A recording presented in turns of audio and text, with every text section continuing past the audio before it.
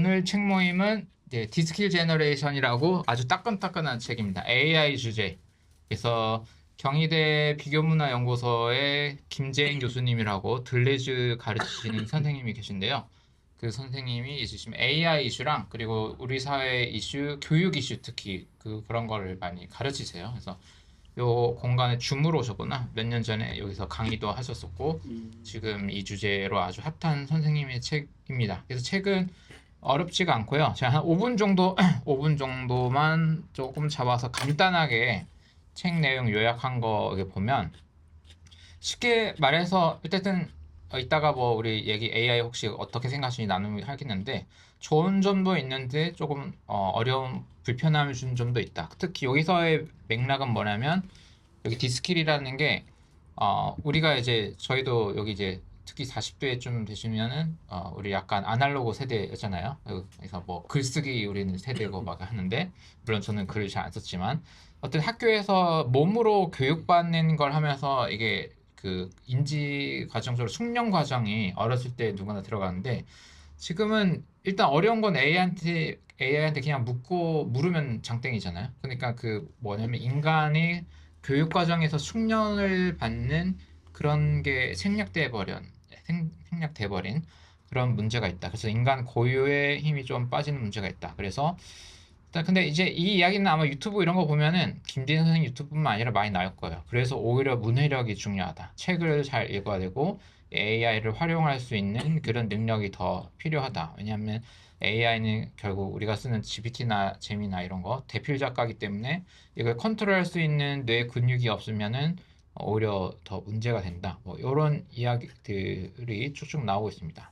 그래서 이것도 아마 많이 보셨을 것 같습니다. 어떤 질문을 할 수 있는지, 그리고 어떤 전문성을 갖출 수 있는지가 오히려 더 중요한 문제고, 그래서 국민교육으로 AI를 이제 어떻게 할 거냐. 특히 이 김재인 선생님은 일단 아마 몇 살까지인지 정확히 정하지는 않은데 AI를 못 쓰게 하는 시간이 좀 필요하다라고 얘기합니다. 유럽에서는 그 핸드폰, 스마트폰을 제한하는 걸 하는 그런 나라들도 있잖아요. 그래서 모두가 쓰지 말자는 건 아니고 일단 아이들이 그 숙련 과정을 갖는 아주 어린 시절에는 조금 그 인간의 기본 역량을 강화시켜야 되는 때가 있기 때문에 그럴 땐 좀 필요하고 근데 뭐 사업 현장에서는 AI를 못 쓸 수는 없기 때문에 거긴 더 많이 써야 되는 문제가 있고 그래서 일자리 관련해서도 아마 여기 이제 30대 청년분도 계시고 청년분들 뭐 교회 같이 하는 분들 알겠지만 사람들이 일을 하는 방식도 엄청 바뀌어가고 있고, 그 다음에 이제 지금 당장 직업 생활에 뛰어 있는 사람들은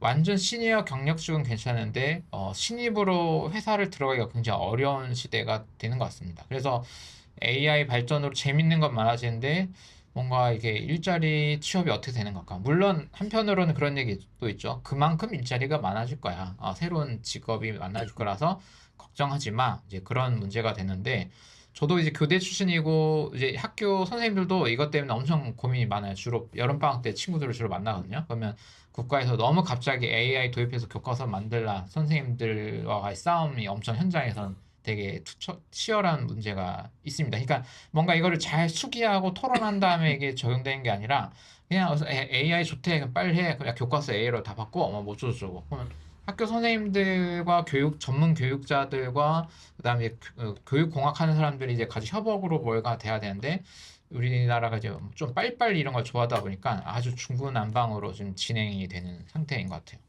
그래서 김재인 선생님은 아까 들레즈라는 철학 하시면서 이렇게 교육에도 엄청 많이 쓴 게 공동뇌라는 개념의 책이 또 있어요. 몇 년 전 책인데 인간이란 존재 자체를 이제 기업 공동체고 어떤 데이터베이스를 공유하는 데서 우리가 조금 다른 생물종과는 다른 특이점이 조금 있다. 우리가 진화 단계에서 우리가 조금 우리만의 무언가를 만드는 특이점이라는 거는 결국 데이터를 어떻게 집단에서 공유하냐. 그러니까 최근에 나온 영화가 갑자기 떠오르네.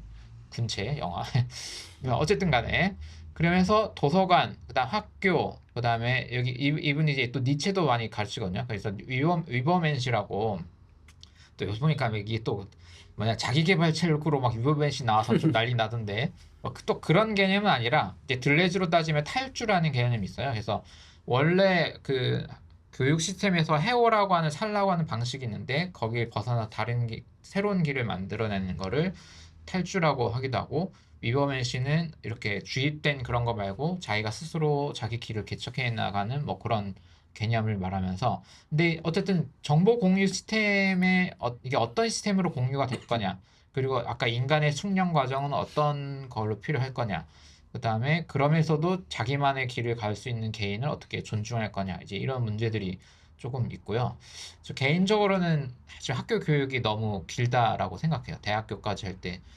이제 AI 시대에서의 교육으로 볼 때 제 생각에, 그러니까 20살 때까지가 사실 인간이 에너지가 제일 넘쳐나고 좋은 시대인데, 그때 너무 그 공장 같은 공간에다가 다 가둬놓고 이제 한 다음에 나머지 인생 살아라고 하는 시스템이 좀 이상하긴 하거든요. 근데 그렇다고 또 학교를 안 보내는 것도 참 애매하고, 자녀 키우는 분들은 고민이 더 있을 것 같습니다. 어쨌든 이 책의 뒷부분은 그래서 필요한 능력을 어떻게 개발할 거냐. 그냥 간단하게 이름만 보면 뭐 독해력, 토론 모임, 요거가 사실 저도 요거 지금 주중에 하는 일들도 여기 이 공간에서 공부 토론 모임 하는데, 개인 혼자 공부는 이제 AI가 앞으로 계속 발전할 거라서 다 될 건데, 근데 문제는 몇 명이 모여서 토론하는 그런 문화나 그런 모임들이 좀 앞으로 더 필요할 수 있다. 약간 이런 얘기들 하시고, 그다음에 자기 생각을 어떻게 표현할 수 있는 거를 이제 해낼 거냐. 그다음에 이제 혼자 하는 게 너무 많아지다 보니까, 근데 아까 이제 공동내 프로젝트, 책 이름이 공동내 프로젝트였나? 이 협업을 어떻게 할 것인가, 그리고 이 시대 때 어떤 리더가 필요할 거냐. 우리 이제 신학이나 목회하는 사람들 입장에서는 여러분 생각은 다 다르겠지만, 저는 신학이 이제 보편화될 될 거라고 생각을 하거든요. 앞으로 조만간 누구나 클릭 몇 번으로 양질의 신학을 다 공유하게 된다고 할 때, 그러면 목사가 무슨 일 할 거냐. 물론 아닐 수도 있습니다. 그거 한번 토론해 보면 좋을 것 같아요. 이제 그때 리더의 역할은 뭐냐, 이제 이런 게 지금부터 빨리빨리 조정하고, 지금 청소년들도 이제 이 교육이 필요하고, 왜냐면 사회에서 자기 1인분을 해야 되기 때문에 이 시대에서 저희들도 이제 교회 하는 입장에서도 엄청 저는 많이 바뀌는 걸 체감하거든요. 그래서 이런 거 같이 고민해 봤으면 좋겠고, 그 다음 나오는 게 아마 취향이라는 거 아마 얘기 많이 들어봤을 거예요. 그래서 어떤 분들은 그냥 인간의 존재 정의 자체를 그냥 취향으로 보거든요. 그래서 혹은 뭐 이제 앞으로 리더가 할 일은 방향 제시다. 뭐 뭐보다 뭐 조직 문화에서는 아까 이런 논의를 많이 하고 있고, 그래서 AI 시대에 어떻게 되냐. 이제 노동 문제 아까 얘기했으니까, 저희 교회 아주 에이스로 참여하신 분도 이제 예술가이신데, AI로 조금 고생을 하셔가지고 이제 다른 사업을 확장하면서 늘리면서, 이제 AI는 그 예술은 사실 평생 해오셨던 건데 나이도 저랑 비슷하거든요. 근데 이제 뭔가 병행하는 다른 전략을 짜서 이제 하는 방식을 짜고 있습니다. 그래서 그게 약간 저도 현실인 것 같고요. 그래서 요약 노트는 약간 이런 겁니다. 그래서 언어력, AI의 인간 본성, 이제 역량을 어떻게 키울 것이냐에 관한 거를, 그냥 이 책은 이런 전반적으로 우리가 다 같이 고민해야 될 주제를 아주 쉬운 표현으로 이제 편하게 쓴 책이에요. 그래서 그냥 편하게 한번 읽어볼 만한 책이고, 근데 이 책 말고 이 선생님의 전공 책들은 아주 난이도가 높습니다. 들레즈는 특히 비판 철학에서도 가장 난이도가 높은 책으로 알려져 있고, 이분이 이제 들레즈 책 번역도 많이 하시고 해설도 많이 하시고 그렇습니다. 하지만 이 책은 읽어보시면 알겠지만 매우 매우 쉬운 언어로 되어 있다. 그래서 추천드리고, 그래서 교육과 관련된 논의, 이제 현장에서 AI를 자녀 있는 분도 있으니까 어떻게 하면 좋겠냐, 이런 것들, 그 다음에 이제 고용에 관해서 일자리 문제들 여러분은 어떻게 고민하고 있는지, 그리고 아까 니체의 위버맨 씨 나왔는데, 어떻게 하면 우리가 노예적인 삶이 아니라 이제 AI 시대에 어떻게 할 거냐, 그 다음에 자기 취향 그리고 자기 개성 뭐 이런 것에 대한 어떤 고민들이 있었고요. 교회와 관련해서는 일단은 요 책에서 이제 대필 작가로 AI를 쓰는데, 설교나 뭐 이런 것도 AI, 솔직히 제 친구들 물어보면 엄청 많이 써요. 지금 할 때 교회 목사님들이 오히려 더 앞서 나갔었어요. 그래서 지금 AI 필요해. 이런 논쟁거리도 아니야, 내가 볼 때. 그러면 이제 어떻게 쓰는 게 좋을까? 그리고 제 생각에 교회 분들에게도 어떻게 활용했다라고 하는 게 좋을까? 어쨌든 그런 고민도 좀 필요하고, 신학과 관련해서 또 이제 AI, 저 청년분들도 상담 되게 많이 해요, AI랑. 그래서 이제 이런 부분들 어떻게 하면 좋을까? 네, 취향 뭐 교회와 관련해서 할 얘기가 굉장히 많을 것 같습니다. 그래서 이런 몇 가지 질문들 가져와 봤는데요. 네, 이렇게 마무리를 하고 그냥 가볍게 유튜브는 보신 분 있고 책 가볍게 보신 분 있을 텐데 책에 대한 소감과 함께 그냥 이 주제에서 어떤 질문 가지고 우리가 대화하면 좋을지 브레인스토밍 먼저 살짝 하고 우리가 이제 잡담을 조금 하면 좋을 것 같습니다. 선풍기를 혹시 끄고 리모컨 없죠? 에어컨은 켜졌죠 지금? 책 왠지 다는 안 보셨을 것 같고 그래도 재밌게 본 챕터라든지 어떤 키워드라든지 혹시 어떻게 보셨는지 좀 살짝 아니면 오늘 요 주제 중에 그냥 재밌어 보이는 주제가 있다면 그거 얘기해 주겠습니다. 어느 부분부터 잡담을 얘기를 해볼까요? 얼마나 쓰고 계신가요, AI를? 어떤 용도로? 많이 쓰십니까? AI? 저는 많이 쓰는데 저도 많이 써요. 일단은 많이 쓴다. 저는 많이 쓰시고요. 두 분은 좀 많이 안 쓰는 편이십니까? 저는 뭐 특별하게 쓰는 게 없는데요. 아직 필요를 못 느껴서요? 아니면 뭔가 철학적 이유로 내가 AI 내가 거리를 둬야 돼? 아니 그런 이거 게 있어요? 비싸서. 구독료 비싸. 저도 한 3만 원 그죠. 그 전 재미나 있으니까. 저는 구독료 내지는 않고요. 응, 응, 가끔씩 응. 철학적 뭐랄까요? 이유는 아니에요. 그런 건 아닙니다. 도움을 받을 어떤 거에 도움을 받아야 되지를 잘 모르겠어요. 아하. 이, 어떠세요? AI. 저는 이제 지금은 뭐 잠깐 쉬고 있는데 번역 일을 할 때 이제 구글 번역이나 아니면 그 최근에 많이 안 쓸 텐데 이제 예전에는 이제 구글 번역 이후에 디벨이라고 있었어요. 이제 디벨이라든지 뭐 이런 어떤 번역기 전문 프로그램을 좀 활용을 많이 했었거든요. 왜냐하면 그 일단은 구글 번역이든 디벨이든 굉장히 뭐 정확도가 높진 않아요. 항상 다 검수를 해야 되는데 근데 전반적인 그 어떤 외국어로 된 거를 한눈에 좀 볼 수 있는 그런 좀 틀려도 그렇죠. 이제 그런 게 있었는데 음. 최근에 뭐 챗GPT든 뭐 제미나이든 뭐든 어쨌든 그거를 유료 버전으로 잠깐 썼던 적이 있어요. 이제 그거를 좀 돌려보니까 생각보다 많은 양을 상당히 수준 높게 번역을 잘 하더라고요. 그래서 이제 번역을 할 때는 좀 필요하지 않나? 그 정도로 하고 그 다음에 이제 설교는 제가 실험적으로 한번 몇 번 제 아이디어만 넣고 그러니까 내가 이런 걸로 설교를 할 거니까 문장을 만들어줘 이렇게 한번 해봤는데 처음에는 되게 좋았거든요.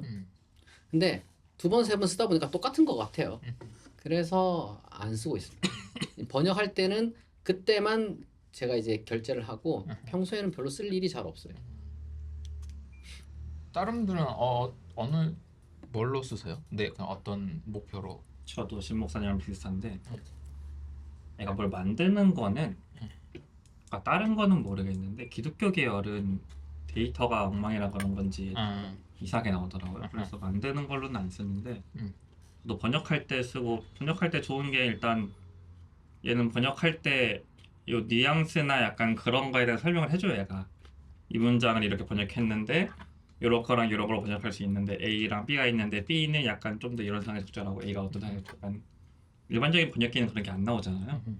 좀 그런 게 가이드에서 쓰는 게 있고 뭐 원서 같은 거 읽어서 번역하는데 그냥 찍어서 이미지로 집어넣고 번역해줘 그러면 얘가 글자를 추출하는 번역을 하거든요 바로. 그러면 글자 텍스트 쫙 나오고 그 다음에 번역한 거 쭉 나오고 그리고 어쨌든 얘가 계속 학습을 하면서 하니까 이걸 해놓고 나중에 다른 걸 찍어서 올리면은 같이 있는 책에 있는 거면 그걸 연결해서 번역을 쭉 해줘요. 번역도 일관성이 있고 그런 게 있으니까 번역할 때는 되게 초벌 번역할 때 되게 좋다 해서 쓰는 게 있고 그리고 글 같은 거 교정할 때 기본적으로 뭐 한글이나 워드 같은 게 맞춤법 검사 같은 게 있긴 하지만 비문 검사 같은 거 좀 잘 안 해주잖아요. 근데 설교문 쭉 쓴 다음에 집어넣고 비문을 찾아봐 하면 비문을 쫙 찾아줘 얘가. 그런 거 할 때 좀 고급 번역기랑 좀 고급 맞춤법 검사기 같은 느낌으로 쓰면은 좋은 게 있고 근데 그거 외에 뭐 만드는 건 별로 쓸 일이 없긴 한데 저는 이제 최근에 썼던 거는 교회에서 설교할 때 그 이미지 같은 거를 좀 쓰면 좋겠다 생각할 때가 있는데 왜 옛날에는 그런 거 있으면 보통 성화 같은 게 있으면 관련된 게 있으면 썼는데 근데 그런 거 있잖아요. 이렇게 사키오 이야기에서 사키오의 관점에서 본 풍경 같은 거를 좀 설계 자료로 쓰고 싶은데 오.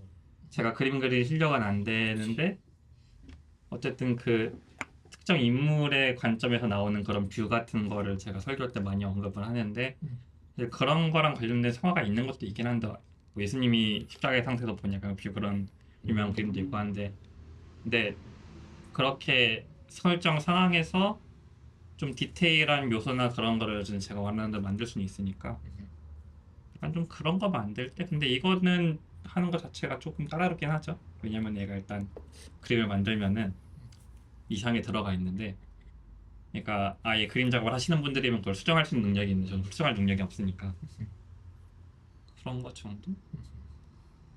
맞춤법 검사랑 번역이랑 그림 만드는 거 정도 쓰는 비슷하십니까? 아니면 또 다르게 쓰는 게 있어요?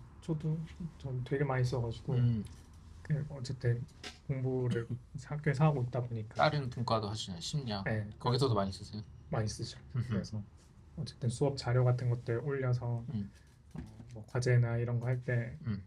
AI 항상 끼고 하고 있고 또 그냥 교회에서도 저 이제 설교문 제가 썼던 것들을 이제 올려놓고 뭐 논리적 흐름이나 이런 프롬프트를 더 상세하게 해가지고 하면 또 더 잘 다듬어 주기도 하고 또 행정적인 일이나 아니면 행사 기획 이런 것도 되게 이제 아이디어를 넣어주면 잘 만들어 주더라고요. 그래서 제가 이제 좋아하는 이제 좀 책들 한 여러 권 넣어서 이걸로 이제 교회론을 좀 제가 갖고 있는 거를 좀 디벨롭하고 싶은데 근데 되게 잘해주더라고요.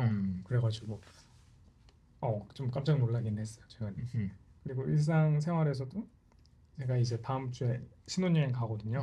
그래서 여행 가고 싶은 것들 이제 일정이나 이런 것 이제 정보 주면서 계획 어떻게 더 효율적으로 할 수 있을지 이런 것도 되게 잘해줘요. 그래가지고 저는 제 와이프도 그렇고 많이 쓰세요? 많이 써서 뭐 제미나이 뭐 GPT도 항상 그때 카톡 이렇게 프로로 한 1개월씩 이제 행사했을 때도 써가지고 하기도 했고 되게 진짜 저는 많이 사용하는 거 네. 신혼여행까지. 여행 계획 이런 것도 되게 잘 할 거야. 잘 해주더라고요. 되게 그리고 식당이나 뭐 호텔 추천이나 이런 것들도 아, 그런 것까지. 네. 그런 데이터는 아마 많이 공유가 됐을 거라서 그러니까요. 좋은 정보를 잘 찾아낼 것 그건 같아요. 좋겠네.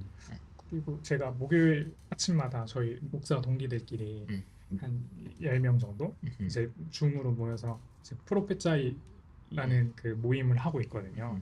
그래가지고 근데 저희 목사 다 원래 이제 주석 보거나 이제 그 해당 관련된 책들 찾아서 이제 하긴 했는데 이제는 다 AI 쓰고 친구들도 네 그렇죠. 다 쓴다니까. 희한하네. 저도 많이 써요. 많이 쓰는데 근데 이 번역이나 이런 거는 AI 전에도 우리 딥플인가 그거 디벨. 딥L 사실 같은 거야 같은 아, 건가요? 그거야 그거. 그러니까 사실 저는 원래 그때 코로나 기간 때부터인가 어쨌든 저도 이제 외국 자료들 많이 보면서 그런 걸 많이 쓰긴 했고 그래서 저는 뭐 아까 검수하는 것도 뭐 사실 AI 말고도 이미 쓰는 것들이 있어서 지금 AI로 다 퉁쳐서 쓰니까 편해진 건 있는데 저가 제일 좋은 거는 이게 한 1년 됐나? 애가 이제 아마 무료도 되는지 모르겠는데 이제 저도 유료로 쓰다 보니까 제가 얘한테 준 데이터와 저는 주로 토론을 많이 하거든요. 그 토론들을 얘가 계속 누적으로 기억을 해요. 그러니까 제가 로그인해서 제가 쓰는 AI에게 질문해서 나온 답변이랑 다른 사람이 그냥 로그인해서 쓰는 답변이 다르거든요. 이게 AI가 이제 좋아진 점이 고유화된다는 거죠. 걔 맞춤형. 그러니까 근데 이 작업 없이 그냥 물어보면 특히 우리처럼 폐쇄적 지식으로 되어 있는 종교 동네나 이런 데는 쓰레기 같은 답변이 나올 확률이 굉장히 높거든요. 근데 좋은 양식을 얘한테 많이 먹여놓으면은 얘가 지금까지 했던 내 고민을 6개월치든 1년치든 뭐 이런 걸 얘가 다 쌓아 빌드업을 해놓으면 그냥 나랑 똑같은 A 다시 김동환 A 다시가 옆에 앉아서 이제 얘가 토론하는 식으로 이게 돼요. 양이 붙을 때. 그랬을 때 제가 제일 좋은 건데 창의적인 생각을 하는데 엄청 도움이 돼요. 토론 파트너로서 우리끼리 토론할 때는 사람과 토론할 때 또 매너가 필요하고 기다림이 필요하고 막 이런 게 있는데 AI는 앞에 대화가 필요 없고 내가 며칠 전에 했던 토론, 몇 달 전에 했던 토론을 내가 싹 다 기억을 하기 때문에 바로 본론으로 그때 토론한 거 기억하지? 자 이제 시작해보자. 이렇게 진도를 확 뺄 수 있어서 굉장히 효율적이고 창의적인 생각들 그리고 제가 메타인지를 갖는데 굉장히 도움이 되는 그런 요소들이 있어서 토론 파트너로서 굉장히 좋아요. 근데 그래서 뭐 AI가 없던 시대로 돌아갈 수 있냐 하면은 저도 이젠 좀 불가능해져 버린 약간 저는 이제 주중에 교회도 그렇지만 이런 토론 모임들을 많이 운영을 하는데 거의 AI와 토론 시간 반, 인간과 토론 시간 반 정도 되는 거예요. 한 50도씩 제가 하다 보니까. 그래서 그게 굉장히 생산적이고 재밌는, 습니다. 근데 이제 청년들 보면은 직업 하는 분들 디자인이나 이런 사람들 볼 때 쓰는 사람도 안 쓰는 사람도 반인데 예를 들어 코딩 쪽 하는 애들은 이제 AI가 하는 게 한 70% 넘어간다고 그렇고 개발자 선생님들 만나보면은 그러니까 또 이제 외국에 가 있는 영어 선생님 같은 한테 물어보니까 AI를 써서 이제 학생 개별 영어 교재를 다 만든대요. 이제 선생님들이 그냥 하나 교재 만들어서 쭉 쓰는 게 아니라 개별 교재들을 이제 써서 만들고 최근 몇 달 사이에 직업에서 일하는 방식들이 이제 엄청 바뀌는 것들이 좀 보여서 김재인 선생님 저는 굉장히 좋아하거든요. 근데 좋아하는데 이게 탈숙련의 위험이 있어서 이거를 조금 조심해야 된다라는 게 이게 적용이 가능할지에 대해서는 사실 회의적인 면도 좀 있어요. 왜냐하면 지금 초등학교 1학년만 가도 다 스마트폰 들고 애들도 다 이런데 이게 국가적 규제로 초등학교 뭐 1학년에서 4학년까지는 스마트폰 금지입니다. 학부모님들 다 뺏어주세요. 뭐 이렇게 될 수 있는 건지. 그리고 아마 AI한테 막 물어보잖아요. 아마 초등 1학년부터 다 AI, 이제는 AI 세대일 거라서 그냥 스마트폰으로 이제 AI가 다 되기 때문에 대화도 되고 과연 아이들 여기 거리두기 그 컨트롤이 가능할 건지. 근데 부작용은 심각하게 있을 것 같긴 하거든요. 지금 걱정은. 어떤 친구는 제가 이렇게 만났던 친구 중에 굉장히 오래 본 친구고 소통도 굉장히 잘했던 친구인데 얘가 사실은 이제 어떤 이런 객관적 비판력이 좀 떨어질 수 있는 면이 있는 친구였어요. 어떤 현상이 생기냐면 AI랑 대화하는 시간이 사람과 대화하는 시간보다 길어지니까 얘가 이제 사람을 많이 안 만나다 보니까 모든 판단을 AI가 하라는 대로 하게 되더라고요, 얘가.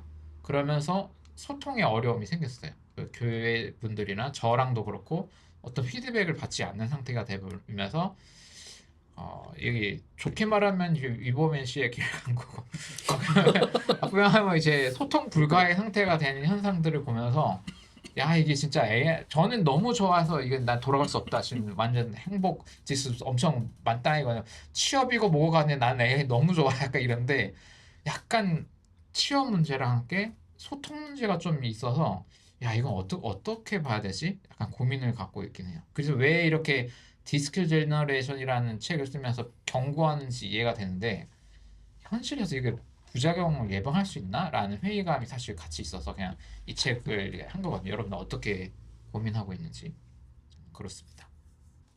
최근에 이번에 교황 레오 14세가 AI 관련된 회칙을 이제 발표해서 굉장히 좀 이슈가 됐잖아요. 그러니까 너무 길어요. 그게 사실은 그 전문이 너무 길어가지고 200개가 넘어요. 그 하나하나가 그거를 이제 다 그래서 이제 다 저도 이제 뭐 읽어보려고 노력을 했는데 그렇게 못했고 핵심은 어쨌거나 이제 AI 시대가 왔다는 그 자체를 어쨌든 부정은 못하잖아요. 이미 이거는 계속 발전할 것이고 계속해서 이제 쓸 것인데 근데 과연 이 인공지능이라는 게 인간을 더 존엄하게 만들어 줄 건가 그리고 인공지능이라는 것이 사랑을 할 수 있는가에 대한 어떤 그 신학적이면서도 뭐 약간은 철학적인 그런 문제에 대해서 좀 말씀을 이제 하시는 걸 제가 쭉 보면서 무슨 생각이냐 그러면 스킬은 약간 부차적인 문제예요. 왜냐하면 어차피 컴퓨터 나오는 순간부터 이미 인간의 어떤 그 보편적인 뭐 암산 능력이라든지 암기 능력이라는 건 굉장히 많이 퇴화됐어요. 예전에 스마트폰 나오기 전까지만 해도 전화번호 막 뭐 몇 개씩 외웠잖아요. 그리고 친구들이랑 약속을 정할 때는 오로지 신뢰로 1시에 어디서 만나자. 그럼 그냥 믿음으로 1시까지 나가서 기다려야 돼. 얘가 2시 돼도 안 와도 그냥 일단 한 3시까지 기다려. 그 다음에 뭐 헤어지든지 말든지 하더라도 그러한 것들이 어쨌든 사라졌지만 그냥 또 거기에 맞춰서 살아가거든요. 그러니까 스킬 문제라든지 어떤 그런 사회 현상적인 차원은 아까 말씀하신 것처럼 어차피 그 디지털 제네레이션은 그들에 맞게 어떻게 적응을 할 것이고, 근데 이제 만약에 그 이런 그 급격한 기술 발전이 가져오게 될 과연 인간 존엄성의 문제라든지 그리고 이제 어떤 인간이 과연 더 기독교 입장에서는 목사 입장에서는 인간이 더 인간을 뭐 자기를 사랑하든 다른 사람을 사랑하든 이제 그런 것에 더 이렇게 이제 뭐랄까 좀 그런 의미로 이제 인간이 성숙해야 되는데 그 AI 발전이 가져오게 되는 가장 어떤 리스크 중에 하나가 인간에 대한 사랑이 이제 내가 봤을 때는 필요 없어지는 시대가 오는 게 아닌가. 아까 말씀하신 것처럼 사람이랑 소통 안 해도 사람한테 위로를 안 받아도 인공지능이 대화를 이제 이렇게 주도를 하게 되고, 그리고 전 인공지능의 고유화가 더 문제라고 생각해요. 왜냐하면 예전에는 공통 자산을 가지고 뭔가 대화를 했어요.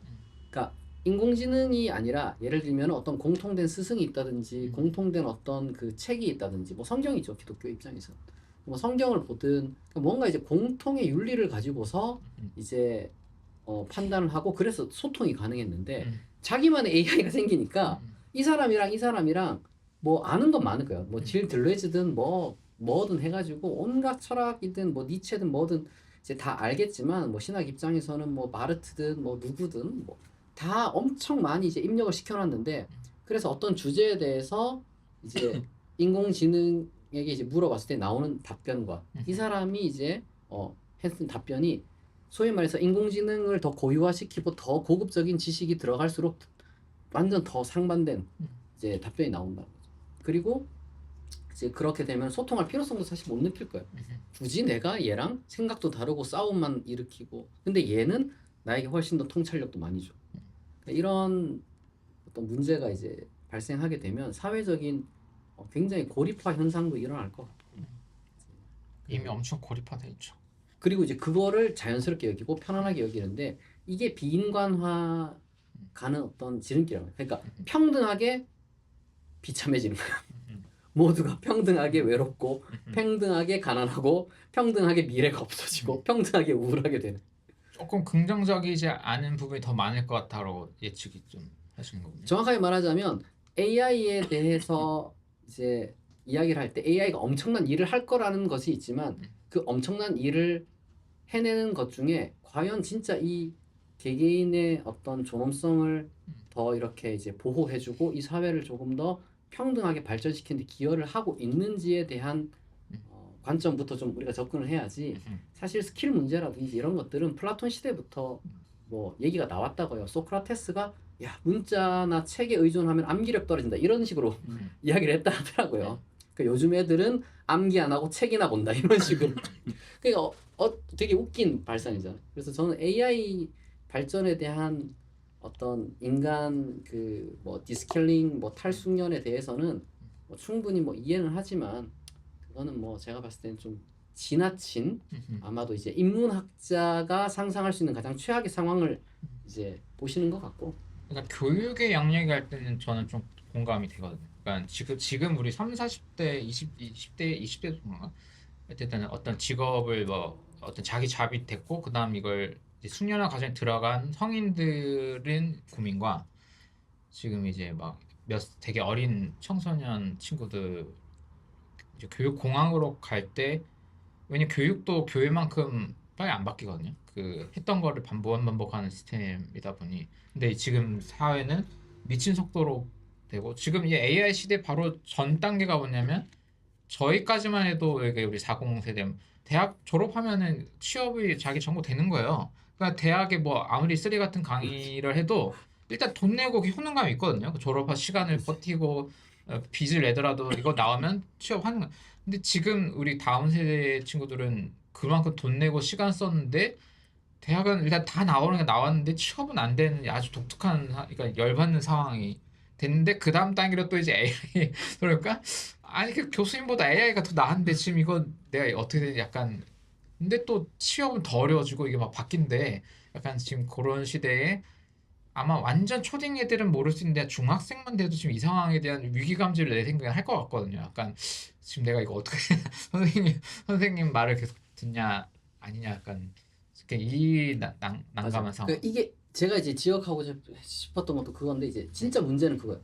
AI가 발전을 해가지고 내가 AI에 익숙해졌어요. AI 교육을 잘 받았어요. 그렇게 해서 내가 소위 말해서 몸값이 올라가거나 내 삶이 윤택하게 만들어진다는 그러니까 그게 있으면 우린 AI를 안 쓸 이유가 없죠. 쓰지 말라고 해도 다 AI를 쓸 거예요. 마치 영어 공부하지 말라고 해도 내가 영어를 하나 마스터하게 되면 내 연봉이 1억이 올라간다는 어떤 그 상상이 있기 때문에 이제 뭐 비영어권 우리 대한민국 사람들 입장에서는 영어에 대해서 굉장히 많이 이렇게 이제 좀 집착을 하잖아요. 그리고 뭐 의대 열풍이라든지 뭐 이런 것들이 다 뭐 외국어에 대한 사랑이라든지 어떤 생명에 대한 뭐 이런 거보다는 어쨌든 그것이 내 몸값을 올려주고 내 삶을 보장해준다는 어떤 확신이 있기 때문에 미친 듯이 의대도 가려고 하고 이제 영어도 배우려고 하는 거란 말이에요. 그러니까 AI도 마찬가지라는 거죠.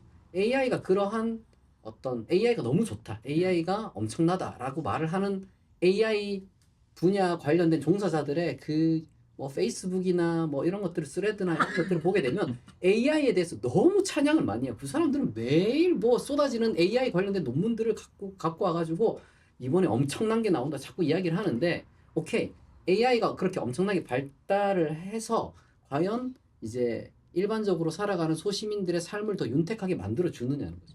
그 AI를 내가 사용함으로써 그게 아니라면 이 사회가 과연 이 AI 발전에 대해서 고민해야 되는 게 이게 맞냐 이거.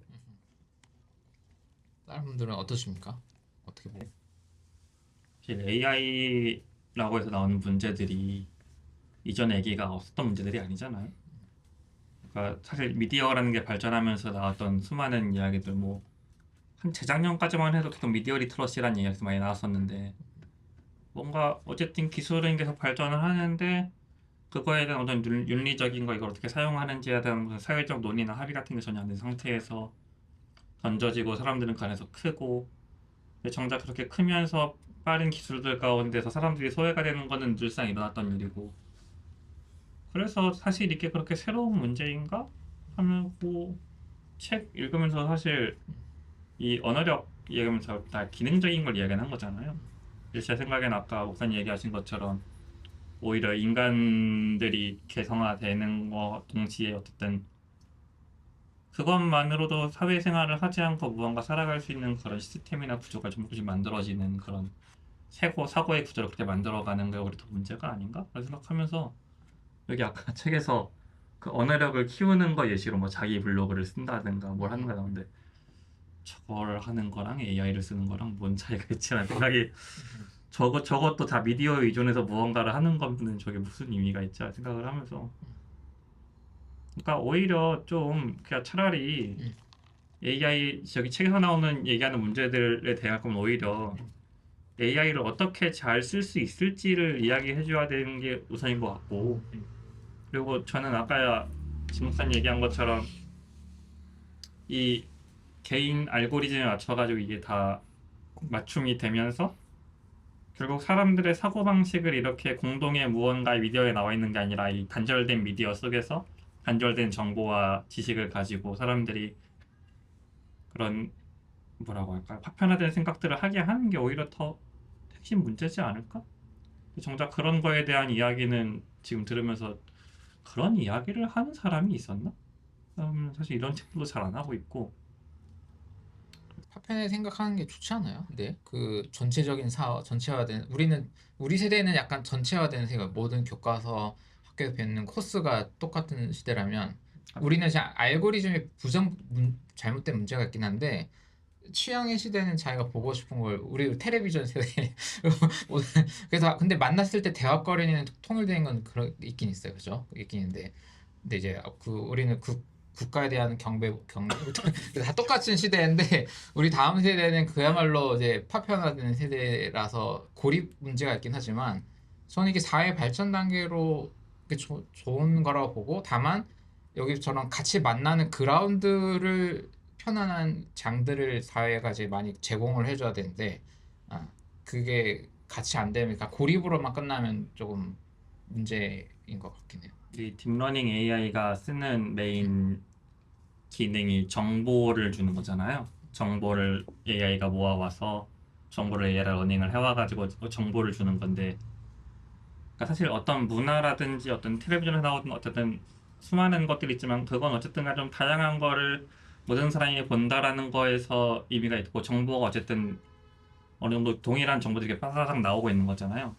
근데 AI는 그런 정보들을 선별해가지고 사용자의 취향에 맞는 정보들만 제공을 하는 거고, 사실 미디어 리터러시 얘기할 때도 항상 이 정보의 편중화가 사람들이 가지고 있는 지능과 어떤 요즘 얘기 나오는 어떤 극단주의화랑 그런 걸 계속 강화시키고 있는데, 근데 오히려 AI가 계속 그런 부분을 사용자의 편의에 맞춘다는 이유로 그렇게 하다 보면 사실 결론적으로는 정보도 점차 편중이 될 테고, 그리고 오히려 사람들이 일반적으로 미디어에 나오는 것보다 AI에 나오는 정보에 대한 신뢰도가 좀 높잖아요.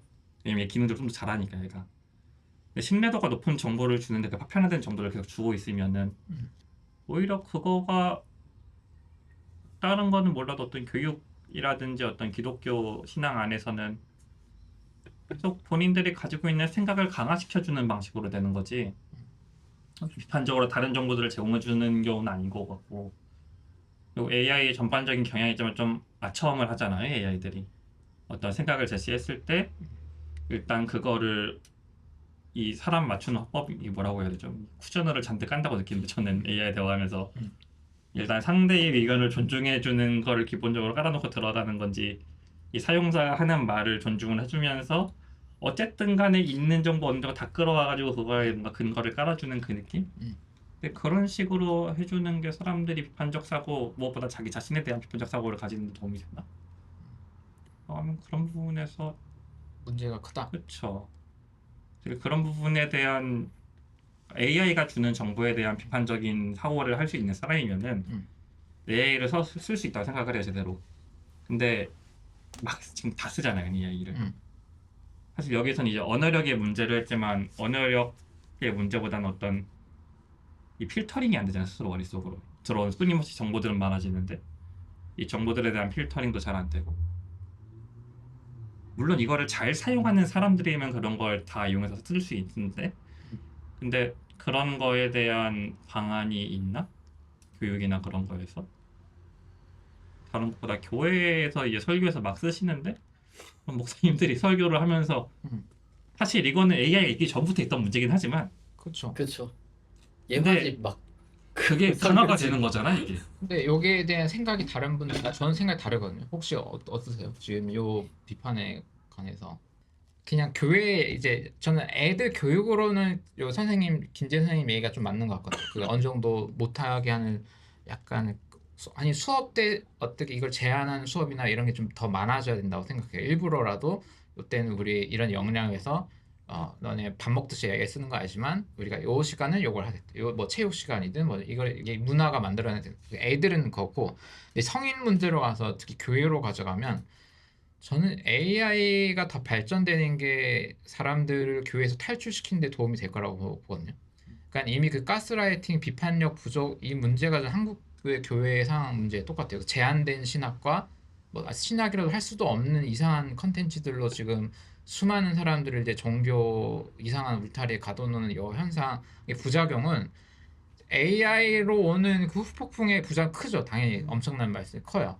근데 그거랑 이걸 비교할 때 뭐가 더 큰 문제냐, 뭐가 더 가스라이팅과 뭐 문제냐 할 때 교회가 지금 이 정근대 사회에서 한국 사회에서 해놓은 요 문제가 훨씬 피해량이 크거든요.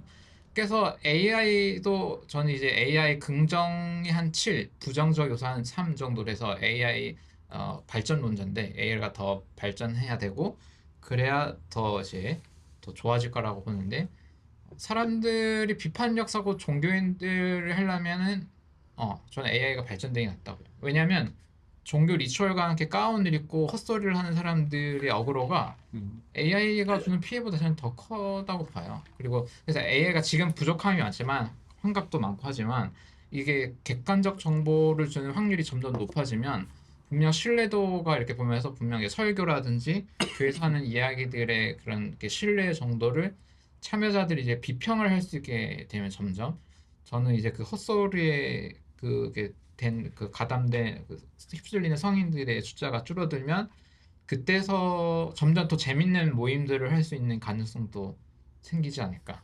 물론 교회를 안 나갈 수도 있겠지만. 그러니까 AI는 발전할 수밖에 없고 어차피 이제 전 그죠. 국가와 기업이 모든 자본을 갖고 지금 투자하는 것이고 우리나라도 사실은 지금 이 주가를 올리는 1등 공신이 이제 그 관련 기업들이니까 이제 당연히 발전을 할 수밖에 없죠. 미래 먹거리인데. 그러나 이제 중요한 거는 지금 말씀하신 것 같은 어떤 그런 소위 이제 종교적인 어떤 억압이나 가스라이팅 아니면 전체주의적인 사고를 이제 과연 단순히 AI 사용을 많이 한다고 거기서부터 벗어날 수 있느냐? 저는 유튜브가 이미 그 역할이 굉장히 제한적으로 하고 있다는 걸 보여주고 있다고 생각해요. 오히려 더 강화할 수도 있다는 거죠. 내가 지금 현재 종교적인 어떤 그 선입견을 가지고 있는데 그런 종교적인 선입견을 해체시켜 달라는 프롬프트를 입력하는 사람이 과연 몇 명이나 될까?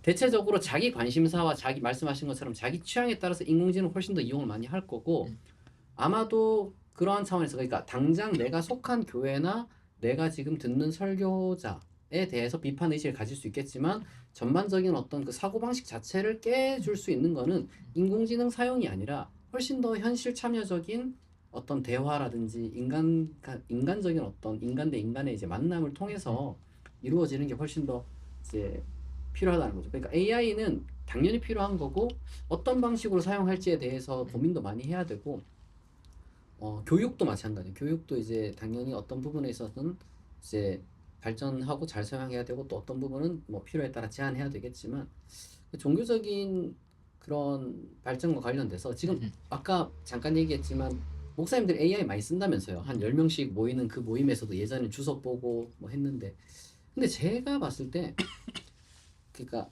이 책에도 그런 얘기가 나와요. 그러니까 처음부터 챗 GPT를 이제 사용해서 글을 쓰게 한 사람과 이제 챗 GPT 없이 그냥 글을 쓰게 한 사람 이제 그리고 그 다음에 이제 이용을 하거나 뭐 이런 어떤 그 실험들을 잠깐 했던 이야기가 서두에 나오는데 결론적으로 스스로 무언가를 할 수 있는 사람이 GPT를 쓰게 되었을 때 그 훨씬 더 어떤 그 증폭적인 어떤 그 효율을 이제 발휘할 수 있게 되는 것이지 처음부터 AI나 GPT에 이제 의존하게 되었을 때는 제가 봤을 때는 어쨌든 아까 그런 얘기도 하셨잖아요. 한계가 있는 게 내가 가지고 있는 고급 정보, 그러니까 질 들레즈든 아니면 어떤 다른 신학책이든 이제 그런 것들을 내가 읽고 대화하고 소화하고 그걸 입력을 해야지 그 다음 단계가 나갈 수 있는 건데 세상 천지에 저도 질 들레즈 잘 몰라요.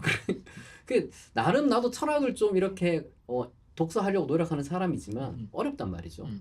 그러면은 그런 치열한 어떤 그 독서와 어떤 모임을 거친 사람들에게는 굉장히 이게 이제 유익한 이제 도구가 되겠지만 요즘 유튜브 나오고 나서 이제 독서량이 굉장히 확 줄어들고 이제 독서 능력도 많이 줄어들었을 것이고 AI가 나오면 더 줄어들었다. 이제 그러니까 발전하는 것과 별개로 실제로 우리의 어떤 그 종교적인 뭐 가스라이팅이든 아니면은 자기 해방 능력이든 뭐 이분이 이제 그 말씀하신 것 중에 하나가 이 어떤 그 언어 능력이 이제 권력과도 연결되는 건데 자기가 스스로 주도적인 어떤 삶을 살기 위해서 갖추어야 할 어떤 그 인문학적인 이제 소양이라고 해야 될까? 그런 거는 순수하게 AI에 의존해서는 오히려 더 거기에 종속되고 자기 해방적인 어떤 그 성장을 못한다. 그 뭐든지 종속될 확률이 높은데 그 단체든 어떤 구루든 알고리즘 근데 알고리즘보다는 AI가 조금 비판 능력이 좀 더 제가 볼 때는 좀 더 강한 것 같고 그게 사람들 앞으로 AI가 어떤 방향으로 발전될 거냐 볼 때 제가 최근 1년 사이에 AI가 이렇게 비판 능력과 함께 개인 취향을 좀 더 증폭시키는 쪽으로 가지만 그렇다고 가짜 정보 확률이 더 높아지진 않고 있거든요. 제가 볼 때는 줄어들고 있어요. 우리가 쓸만하게. 이게 무슨 말이냐면 앞으로 한 1, 2년 후에, 3년 후에는 개인 괴치로 더 강화가 되지만 좀 더 보편 대답을 할 수 있는 AI로 좀 더 발전이 될 것 같고 더 능력이 커질 것 같아서 그리고 앞으로 5년 후, 10년 후 어떻게 될까를 내다볼 때 그러니까 사람들이 알고리즘에 빠져서 그런 거 한 것보다는 AI 통해서 조금 객관적 정보를 찾아서 건져 올림을 당할 확률이 좀 더 높다고 계산하는 거죠. 근데 물론 문제가 많긴 하지만 이게 지금 제가 한국의 종교 집단에서 벌어지고 있는 요 가스라이팅 현상이랑 요거를 계산해 볼 때, 아, 차라리 AI가 앞으로 몇 년에 더 발전하는 게 확률적으로 여기서 건져낸 거는 여기 기대하는 게 낫겠다라고 저는 판단하는 거예요.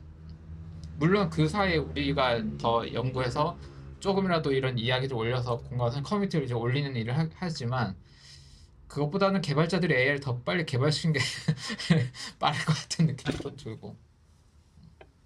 지금 한국의 종교 집단 하면은 학교에서 AI 관련 이야기를 많이 썼으니까 그런 이야기를 남긴 교수님들이 설교 관련 하시다가 차라리 그냥 좀 AI라도 써봐라 이렇게 못할 거면은 차라리 AI라도 쓰면은 그러니까 AI 설교가 제가 보기엔 난이도 수준이 굉장히 낮거든요. 나오는 것들이 아무리 낮아도. 근데 솔직히 아무리 수준 낮은 설교라고 하더라도 한국 교회 대다수 목사님들이 하는 설교보다는 나은 것 같고 똑같은 얘기를 하더라도 사실 목사님 다 똑같은 얘기 하잖아요. 어딜 가도 설교 준비 안 하고. 그래서 그래 차라리 한국 상황에서는 이거라도 쓰면은 좀 나아지지 않을까 차라리 얼마나 근데 본인들이 AI 발전에 비해서 우리의 목표가 너무 후진 것 같아요. 그러니까요. 지금 왜냐하면 설교라는 거를 통해서 이제 설교자도 마찬가지고 이제 설교 듣는 사람도 마찬가지고 뭔가 이제 항상 제가 이제 강조하는 게 어떤 그 인간의 어떤 그 가능성을 조금 더 이제 긍정적으로 이제 발전시켜 나가고 이제 상처도 회복하고 어떤 다음 어떤 새로운 어떤 그 내일을 살아갈 수 있는 어떤 새 힘도 좀 얻고 용기와 지혜도 좀 얻고 뭐 이런 게 있어야 되는데 야 이거보다는 헛소리를 좀 줄이자 이런 목표라는 것 자체가 좀 굉장히 좀 뭐 비극적인 현실이라고 좀 생각을 해요. 그래서 그 게다가 설교를 저는 인공지능에 맡기면 안 된다고 생각하는 굉장히 중요한 이유가 하나가 있어요. 뭐냐면은 설교라는 거는 적어도 제가 이제 설교를 이제 계속 어쨌든 최근에 조금 더 현장 중심에서 이제 하는 입장에서 이번 주 설교가 용서거든요. AI로 설교를 내가 용서에 관해서 쫙 만들어놨어요. 그래서 내가 그 설교를 내가 했어.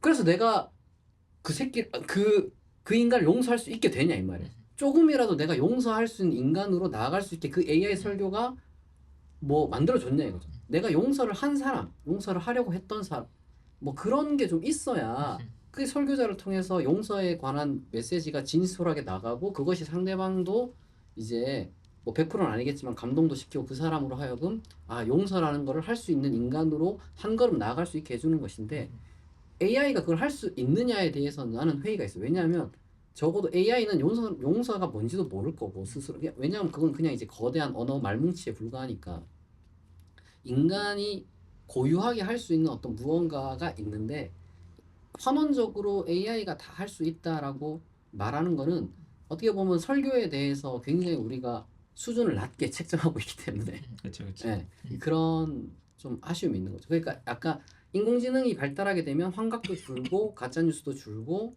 이제 종교 집단에서 하고 있는 수많은 어떤 가스라이팅에 비해서 훨씬 낫다고 한 거에 대해서는 이제 저도 적극 동의하는데 그러나 반대로 만약에 내가 인공지능과 이제 채팅을 이제 시간을 정해가지고 우리가 이제 일주일에 한 번 교회를 가듯이 이제 막 이렇게 이제 한다고 이제 가정을 했을 때 그럼 내가 10년 동안 인공지능이랑 채팅을 이제 꾸준히 이제 했을 때 그때 나는 그럼 어떤 인간이 되어 있을까에 대해서 사실은 아무도 뭐 몰라요. 뭘 치는지도 모르고 하루 종일 그냥 욕만 칠 수도 있고 인공지능 관련돼서 대화한 거 이제 캡처한 것들을 인터넷에 올리는 것들을 가끔씩 보거든요. 그러면은 내가 그렇게 순수하게 아름답게 학문적인 것들, 지적인 것들 어떤 그런 것들을 입력한 사람도 있겠지만 대다수는 장난이나 치고 있어요. 뭐 저기 뭐야 욕이나 하고 있고 그러면 인공지능한테 욕설을 입력시켜 가지고 내가 하는 말들을 유쾌하지만 조금 저질스러운 어떤 그런 것을 받아치게 만드는 그런 거나 입력시키고 있고 결국에는 개인의 어떤 그 역량을 키워주는 건 인공지능 밖에서 일어나는 일이라는 거죠. 그러니까 인공지능 자체가 내 역량을 키워주는 거는 이미 인공지능 밖에서 이제 소위 말해서 이 인간 사회 속에서 인간들이 해온 어떤 그런 교육 방식의 어떤 효과가 인공지능과 더불어 나타나는 거지. 대체는 불가능할 뿐만 아니라 오히려 더 악화될 수가 있는 확률이 훨씬 더 높다. 그러니까 설교를 쓸 때 AI가 써준 걸 그대로 하는 사람이 있을지 모르겠는데 그런 식으로 쓴다는 건 아니고 그건 그렇게 생각하는 거는 꼭 신학뿐만 아니라 모든 직업군에서 AI를 그렇게 쓴다는 건 굉장히 못 쓰는 수준이거든요. 많더라고요.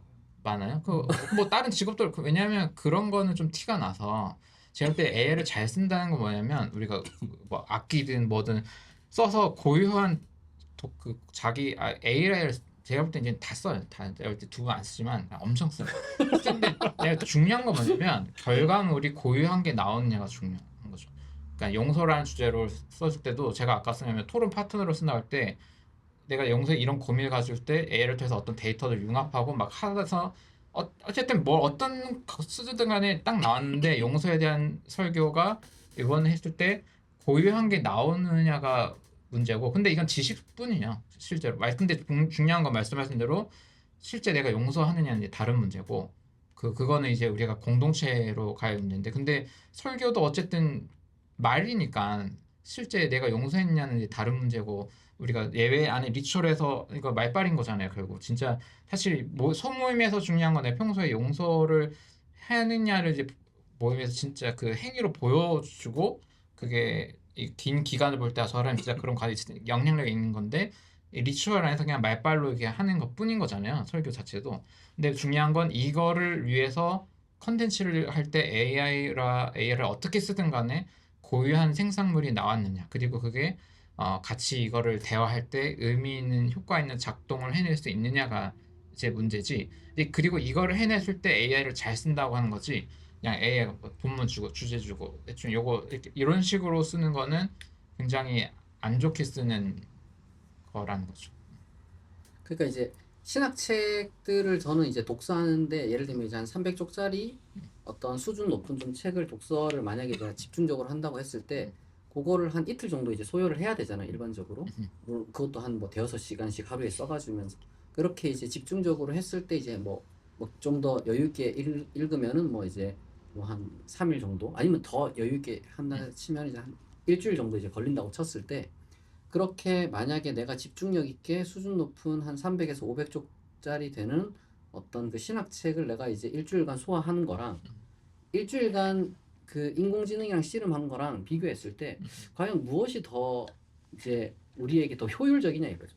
그러니까 인공지능이라는 것을 활용하는 그 시간이 저는 제가 봤을 때는 독서 시간을 뺐으면 안 된다고 일단 기본적으로 생각을 하는데 제일 큰 문제는 마치 대체할 수 있고 이제 사실은 덜 큰 문제는 인공지능이 자꾸 이상한 책들도 내놓기도 해요 요즘은. 그 출판사들이나 이제 작가들이 제가 봤을 때는 굉장히 문제가 심각한 것 중에 하나가 아이디어를 주고 책을 자꾸 쓰게 해요 사실은. 그 말씀하신 것처럼 그런 식으로 안 쓰는 건 제가 볼 때 이상적인 것 같아요. 그거는 굉장히 인공지능이나 GPT든 제미나이든 그런 걸 쓰는 사람들 중에 뭐 한 10% 정도나 그렇게 아름답게 쓸까? 대다수는 그냥 막 써요. 네, 제가 봤을 때. 왜냐하면 AI 쓰는 이유는 딴 게 없거든요. 그게 효율적이라서 그래요. 그게 소위 말해서 효과적이라서가 아니라 효율적이라서 내가 설교를 쓰는 시간을 예전에는 뭐 한 8시간 아니면 16시간씩 투자를 해야지 한 편이 나왔는데 지금은 뭐 한 30분, 1시간만 투자하면 설교 한 편이 뚝딱 나오고 그 다음에 살을 조금 더 붙이면은 뭐 이제 설교 준비 시간이 끝나니까 나머지 남는 시간이 생겨버렸잖아요. 그러니까 실제로 사업 현장에서도 제가 알기로는 일이 더 늘었다고 해요. 왜냐하면 효과적인 것은 어차피 거기서 거기고 효율성 때문이 더 크다고 저는 알고 있거든요. 예를 들면은 제가 아는 어떤 그 뭐 변리사가 있는데 이제 그 친구가 뭐 특허 관련돼서 이렇게 이제 해야 되는데 뭐 예전에는 이제 한 건 이렇게 이제 하는데 뭐 한 일주일 걸렸다고 치면은 지금은 이제 하루에 2건씩 해내야 되는. 네. 그러니까 일이 더 는 거죠 사실은. 근데 그렇게 하면 뭐 돈은 더 많이 벌리니까. 그러니까 과연 우리의 그러니까 효과적인 결과물을 지금 내놓고 있는 건지 아니면은 퀄리티는 그대로거나 아니면 떨어지고 있는데 그냥 양이 많아지고 있는 건지에 대해서 진지한 진단은 좀 한번 해볼 필요가 있다. 사실 여기 또 10명씩 모여가지고 뭐 한다고 하니 저는 이제 그것도 좀 궁금하긴 해요. 과연 이제 어떤 양이 많아지고 있는지 아니면은 질이 높아지고 있는지. 저희 모임에서는 한 1시간 반 하거든요. 근데 그전에는 되게 어쨌든 1시간 반이라는 시간 안에서 다양한 이야기 얘기하는 게 쉽지가 않았어요. 본문이 매일 이제 한 장씩 이렇게 하고 있는데 매주. 근데 이제 확실히 그런 정보를 찾고 또 모임하면서 질문들이 여러 가지가 나오거든요. 각자 이제 주석 찾고 책 찾고 뒤지는데 시간 너무 오래 걸리니까 이제 AI 서칭해가지고 나온 결과들을 서로 공유하고 막 그러니까 확실히 효율은 늘었죠. 같이 토론도 하고 네. 좋은 방식 같은데. 제한된 시간 안에서 더 많은 이야기들 할 수 있어서 좀 효율적인 것 같긴 해요. 근데 목사님 계속 얘기하신 것처럼 역량 강화에서는 여기 김 교수님도 그 부분을 지적하시는 것 같은데 어쨌든 과잉 의존하게 되다 보니까 AI를 계속 내가 사용했을 때 책을 그냥 혼자 읽고 고민하고 씨름했던 것과 비교했을 때 역량이 느나? 라는 고민했을 때는 저도 체감적으로는 아니다고 많이 느껴지거든요. 저도 AI를 지금 많이 쓰다 보니까 좀 의존을 많이 하는 편인데 나이가 들어서인지 아니면 AI를 많이 써서 그런지 사고력이 떨어졌다고 느끼는 그게 측정할 수는 없지만 약간 그런 기시감이 좀 들기도 하고. 목사님 어때요? 그 사고력이나 약간 저는 이제 주중에 아까 딜레즈나 뭐 다른 정치 철학 이런 신학 말고 막 하잖아요.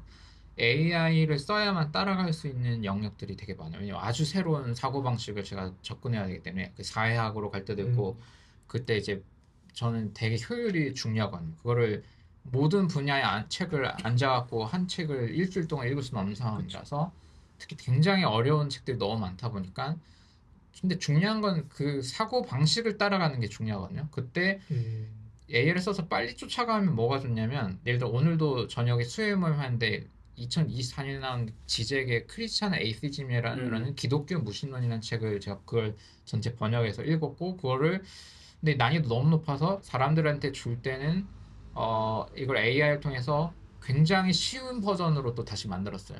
근데 봤는데 너무 정리를 잘한 거예요. 제가 욕을 먹는 이유는 뭐냐면 왜 이렇게 말을 어렵게 하냐 이거죠. 제가 엄청 몇 년째 욕을 먹는데 AI를 쓰니까 저도 내용 파악 시간이 빨라지고 이거를 난이도를 엄청 줄이는데 물론 이게 전문가가 하는 것만큼은 못 따라가죠. 들레주 선생님이 하는 것만큼은 못 따라가겠지만 대충 이게 이런 논리적 흐름이구나를 짚어주는 거는 할 수 있을 만큼의 자료로 그게 뭐냐면 토론 자료로 가져오는 거예요. 사실은 오늘 이 자료도 AI로 정리를 한 거고. 나 지금 부어볼라 했어요. 네, 왜냐면 저도 책을 다 읽었죠. 근데 책을 나오자마자 빨리 저는 좀 속도가 나니까 빨리 읽었는데 그걸 제가 다 기억을 못 하잖아요.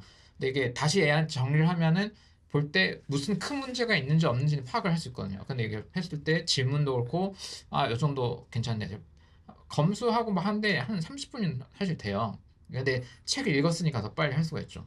그리고 근데 이게 쉬운 책이니까 요 정도로 딱 끝내는데 만약에 굉장히 어려운 책이다.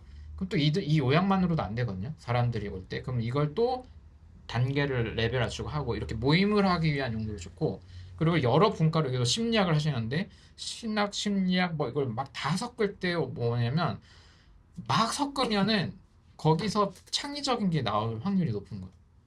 그런 용도로 좋아요. 신학 안에만 갇히는 게 아니라 궁금한 게 목사님. 어쨌든 저희가 결과물을 내야 되고 그쵸. 효율을 추구하기 위해서는 되게 도움을 많이 받고 있는데 만약에 목사님이 이거를 그냥 혼자 막 아동바동해서 만들었을 때랑 AI를 통해서 만들었을 때랑 그런 어쨌든 사고력 아까 말했던 그런 능력들은 더 늘어가는 것 같아요? 아니면 뭐 상관없다고 느끼세요? 그러니까 혼자 책 보는 것도 중요한데 저는 이렇게 토론 문화가 중요한 거 같은 거예요. 그때 대충 저런 자를 빨리 일단 만들어서 다시 환기하고 토론하고 이럴 때 저는 사고가 그게 되지. 물론 책을 깊이 읽는 것도 좋긴 한데 예를 들면 우리 개발자만 평생 한 친구가 있어요. 내가 비슷한 얘네들한테 물어보면 책을 안 읽어요. 근데 되게 똑똑하거든요. 얘네들은 책을 싫어해요. 책이 생산돼서 나오는 과정이 너무 오래 걸리고 구닥다리라고 느끼는 거예요. 이쪽 세대 애들은. 그래서 얘네들은 이제 짧은 그런 글들, 뭐 그런 커뮤니티에 오는 글들고 자기 이게 하면서 살아가는 애들이거든요. 돈도 많이 벌어요. 이게 네 자리 때 그 앞자리가 다른 우리랑은 다른 레벨로 돈을 벌고 사는 애들인데 책을 보는 걸 굉장히 그러니까 우리 이런 철학자나 이런 선생님들은 우리 뭐 언어력, 문해력, 자기 그래도 이러지만 걔네들의 세계는 그런 세계가 아니기 때문에 그 제가 볼 때는 자기 고유한 걸 생산을 해서 자기 직업에서 뭔가를 해내면 되는 거라는 거예요. 이분은 철학자니까 언어력이라는 말 쓰는 거고 음악을 하는 사람이면 뭐 어떻게든 쓰든 간에 자기 고유한 음악에 나와서 사용될 수 있는 음악이 나온다 하면 될 일이고 저도 여러 분과를 섞어서 새로운 게 나오는데 근데 만약에 자기 그 교단 안에 신학에 갇힌 거 있어가 거기서 원어 100번 하고 바르트 막 100년 읽어봤자 그 나올 수 있는 아이디어가 뭐 얼마나 생산적이겠냐 그거예요. 만약 여러 분과를 섞을 때 네. 목사님이 혼자 막 AR 안 쓰고 네. 그 과정을 겪었을 때나 못하죠. 그렇게는 시간 그 시간을 만약에 제외한다면 제외하고 약간의 나의 역량 강화를 위해서 네. AR을 썼을 때 안 쓸 때는 어떤 AR을 써야 느는 게 전 느껴요. 뭐냐면 전 주로 이제 유튜브로 컨텐츠를 많이 올리잖아요. 네. 제가 한 유튜브 컨텐츠의 질과 다양성과 깊이는 AI를 써서 더 올라가고 있고요. 제가 하고 싶은 게 엄청나게 늘어났어요. 그걸로 측정을 하는 거예요. 그 내가 어떤 사고 방식이나 컨텐츠의 질이 늘어나. 근데 이제 목사님은 일단 그 방법은 안 쓰시만 자기의 방법론으로 이렇게 하시는 거가 있잖아요. 그러니까 약간 지금 제 입장이 뭔가 러다이트 운동하는 사람 마냥 이 AI 배터리 부시자 이런 느낌이 약간 없지 않아 있는데 근데 그건 아니고 그건 있는 거죠. 그러니까 지금 이렇게까지 AI를 잘 활용할 수 있게 된 데에는 누적해온 독서와 토론과 AI가 없던 시절에 그 한 20년 정도 되는 어떤 그 과정이 있었기 때문에 지금 활용이 잘 된다는 거죠. 그러니까 그런데 지금 아까 IT 기업 계열에서 이제 일하는 어떤 분들의 어떤 그 소득이나 뭐 이런 것들도 정말 되게 중요한 포인트가 뭐냐면은 그래서 다른 모두가 다 동일하게 AI를 사용해서 그만큼 벌 수 있냐 이거야. 그러니까 그냥 우리는 AI에 그냥 돈만 구독료만 비싸게 그렇죠. 지불하고 있는 건 아닌지 만약에 내가 3만 원씩 이제 지불을 해서 내가 한 달에 벌어들인 돈이 300이 더 늘어났다. 그러면은 나는 30도 지불할 수 있어요. 그런데 만약에 내가 그냥 3만 원 지불해가지고 그냥 기분만 뭔가 내가 트렌드 따라가는 것 같고 이제 뭔가 내가 이제 더 생산을 잘 하는 것 같지만 사실상 내 인생에 있어서 이제 저는 그게 뭐 돈이 전부가 아니라고 생각을 하지만 사실 돈이 최고면 그냥 교단 그 바르트 해도 돼요. 그걸 오히려 집중하는 게 훨씬 더 돈을 많이 벌 수 있어 우리 세계에서는. 그러나 그게 전부가 아니라고 이제 우리가 믿는 또 어떤 사람들이기 때문에 이제 더 너머를 추구해야겠지만 그거가 아니더라도 그 돈만 놓고 보더라도 그래서 AI를 써가지고 우리의 연봉이 더 올라가느냐 이거죠. 그러니까 대학에 투자했던 것처럼 의대에 투자했던 것처럼 영어에 투자했던 것처럼 아니면 요즘 또 외모에 투자하는 것처럼 AI에 내가 투자를 해서 내 삶이 윤택해질 거라는 어떤 최소한의 뭐 한 50% 정도 되는 보장이라도 과연 있느냐. 보통만 되면 된 거죠. 우리가 부자가 될 건 아닌데. 그러니까 AI를 내가 이제 사용을 해서 이미 자리 잡은 사람들은 그냥 당연히 써야 되는 거야. 안 잘려야 되기 때문에. 근데 만약에 내가 AI를 써가지고 취직을 조금 더 안 쓴 사람보다 내가 취직이 좀 더 잘 되고 내가 AI를 쓰기 전보다 AI를 씀으로써 조금 더 사업이 잘 되고 그러니까 그런 소위 말해서 그런 데이터가 있다면 나는 믿겠어요. 그러니까 문해력이나 이런 게 아니라 삶의 어떤 질을 높여주었다 AI가. 근데 제가 들리는 이야기는 직업 없어진다. 뭐 자꾸 이런 이야기밖에 안 들리고 그 소위 말해서 나는 예전에 기독교가 너 예수 안 믿으면 지옥 간다 같은 마케팅이랑 거의 비슷해 보여요. AI를 쓰지 않으면 넌 사회에서 도태되고 AI로 인해서 지금 조만간 너의 직업이 사라질 것이고 지금 AI가 이런 시대에 있으니 지금 모든 교육 방식은 싹 다 이제 갈아엎어야 되고 근데 정말 그러냐는 거죠. 그런 데이터가 우리에게 있는지. 사실 아까 호주 아이들이 그 스마트폰 아마 이제 몇 세 미만 이제 못 쓰는 그런 관련돼서 얼마 전에 그거 이제 통계 관련된 기사가 나온 걸 제가 봤는데 아마 이제 정확하게 팩트 체크는 따로 해야겠지만 큰 차이 없대요. 스마트폰을 쓰게 하든 쓰게 하지 않든 차이가 없대요. 사실 스마트폰만 안 쓸 뿐이지 다른 걸로 어차피 다 애들 멍 때리거나 잡담하거나 자거나 지금 멋대로 살고 있어요. 애들은. 우리도 마찬가지죠. 우리고 저기 뭐야 스마트폰 없던 시절에 공부를 했지만 모두가 다 전교에서 놀고 아니면 꼭 전교 등수 석차를 내지 않더라도 모두가 100점 못 맞거든요. 집안 환경이라는 게 있고 개인의 어떤 그 차이가 다 있고 컨디션이 다 있기 때문에 그거를 오히려 결정하는 건 인공지능이나 스마트폰이나 이제 이런 게 아니라 사실 조금 더 거시적인 차원에서 이제 보는 게 더 맞지 않나. 저는 다른 직업군 친구들 혹시 피드백이 어떤지 궁금하거든요. 저는 엄청나게 빠른 속도 최근 1년 사이에 직업군에 영향을 주고 있다고 좀 체감을 많이 들어요. 사실 친구들 그렇죠. 네. 얘기 들 때. 그래서 이게 물론 과대 포장 그 해서 막 공격하는 막 어그레시브 하는 건 있겠지만 제가 볼 때는 이건 진짜 모든 주제 기후 위기만큼 좀 근데 우리 종교 동네는 좀 안 될 수 있어요. 우리는 어차피 지금 특히 이 다른 이야기를 하려는 종교 동네 어차피 바닥 상태여가지고 AI가 트든 외계인이 침공하든 우리 어려운 거 똑같아서 우리는 좀 안 될 수 있는데 근데 이제 다른 직업군의 친구들에게는 이거가 제 생각에 되게 큰 고민이라고 저는 느껴서 어떠세요? 다른 분들은? 최근에 친구가 그 일하는 곳에서 이제 약간 공모전 같은 거 했어요. AI 활용 공모전 같은 걸 해가지고 이 친구가 AI로 프로그램 같은 걸 만들어가지고 그 이용자들이 그 본인 일하는 곳의 서비스를 이용할 때에 좀 그런 걸 쉽게 찾을 수 있는 프로그램을 만든 거죠. AI를 활용해가지고 그 친구가 뭐 코딩을 할 줄 아는 것도 뭐 할 줄 아는 것도 아닌데 그래가지고 약간 어쨌든 사실 인문 계열은 잘 모르겠는데 이공 계열 쪽 사용하는 기초적인 능력 같은 거를 그쪽 전공자가 아닌 사람들이 쌓을 일이 있잖아요. 컴퓨터 활용이라든가 그런 거. 그런 거 활용하는 데 있어서는 확실히 일하는 데 도움이 많이 되겠구나 생각이 들거든요. 그리고 제 친구도 저기 이제 어디 회계장부를 정리하게 됐는데 이 회사에서 근데 이제 옛날 방식으로 그냥 숫자만 쭈르륵 목록되어 있는 몇 년치 데이터가 쭉 온 거죠. 근데 거기서 어떤 사람 이름 들어간 것만 뽑아가지고 데이터를 만들어야 되는데 친구가 엑셀 활용 능력이 거의 없으니까 이걸 어떻게 하지 해서 AI 넣었더니 AI가 이제 이러한 프롬프트를 이 항목 열고 여기다 넣으면 어떤 그 도구가 만들어지는데 그 도구를 활용해 보세요 해서 딱 했더니 쭈르륵 됐다는 거죠. 약간 그래서 약간 이공계열 쪽은 오히려 코딩 같은 거 코드 할 때도 굉장히 좋다 그래서 이공계열에서야 의미가 있는 거지. 인문 계열에서는 잘 모르겠어요. 인문 계열 사회 원래 힘들어가지고 인문계는 처음부터 그러니까, 가난하고 지금 더 조금 그러니까 이런 가난해. 기술의 지금 발전이 힘든데 조금 더 힘들어. 그러니까 이거 사실 이런 기술의 발전에서 이게 모두에게 도움이 된다 해서 막 선거철에 온 모든 현수막에 다 AI가 걸려 있는데 저게 사실 이공계열 하는 거는 도움이 되고 우리나라가 이공계열 엄청 밀어주는 나라긴 하지만 근데 저게 모두에게 가는 건 아니잖아요 사실.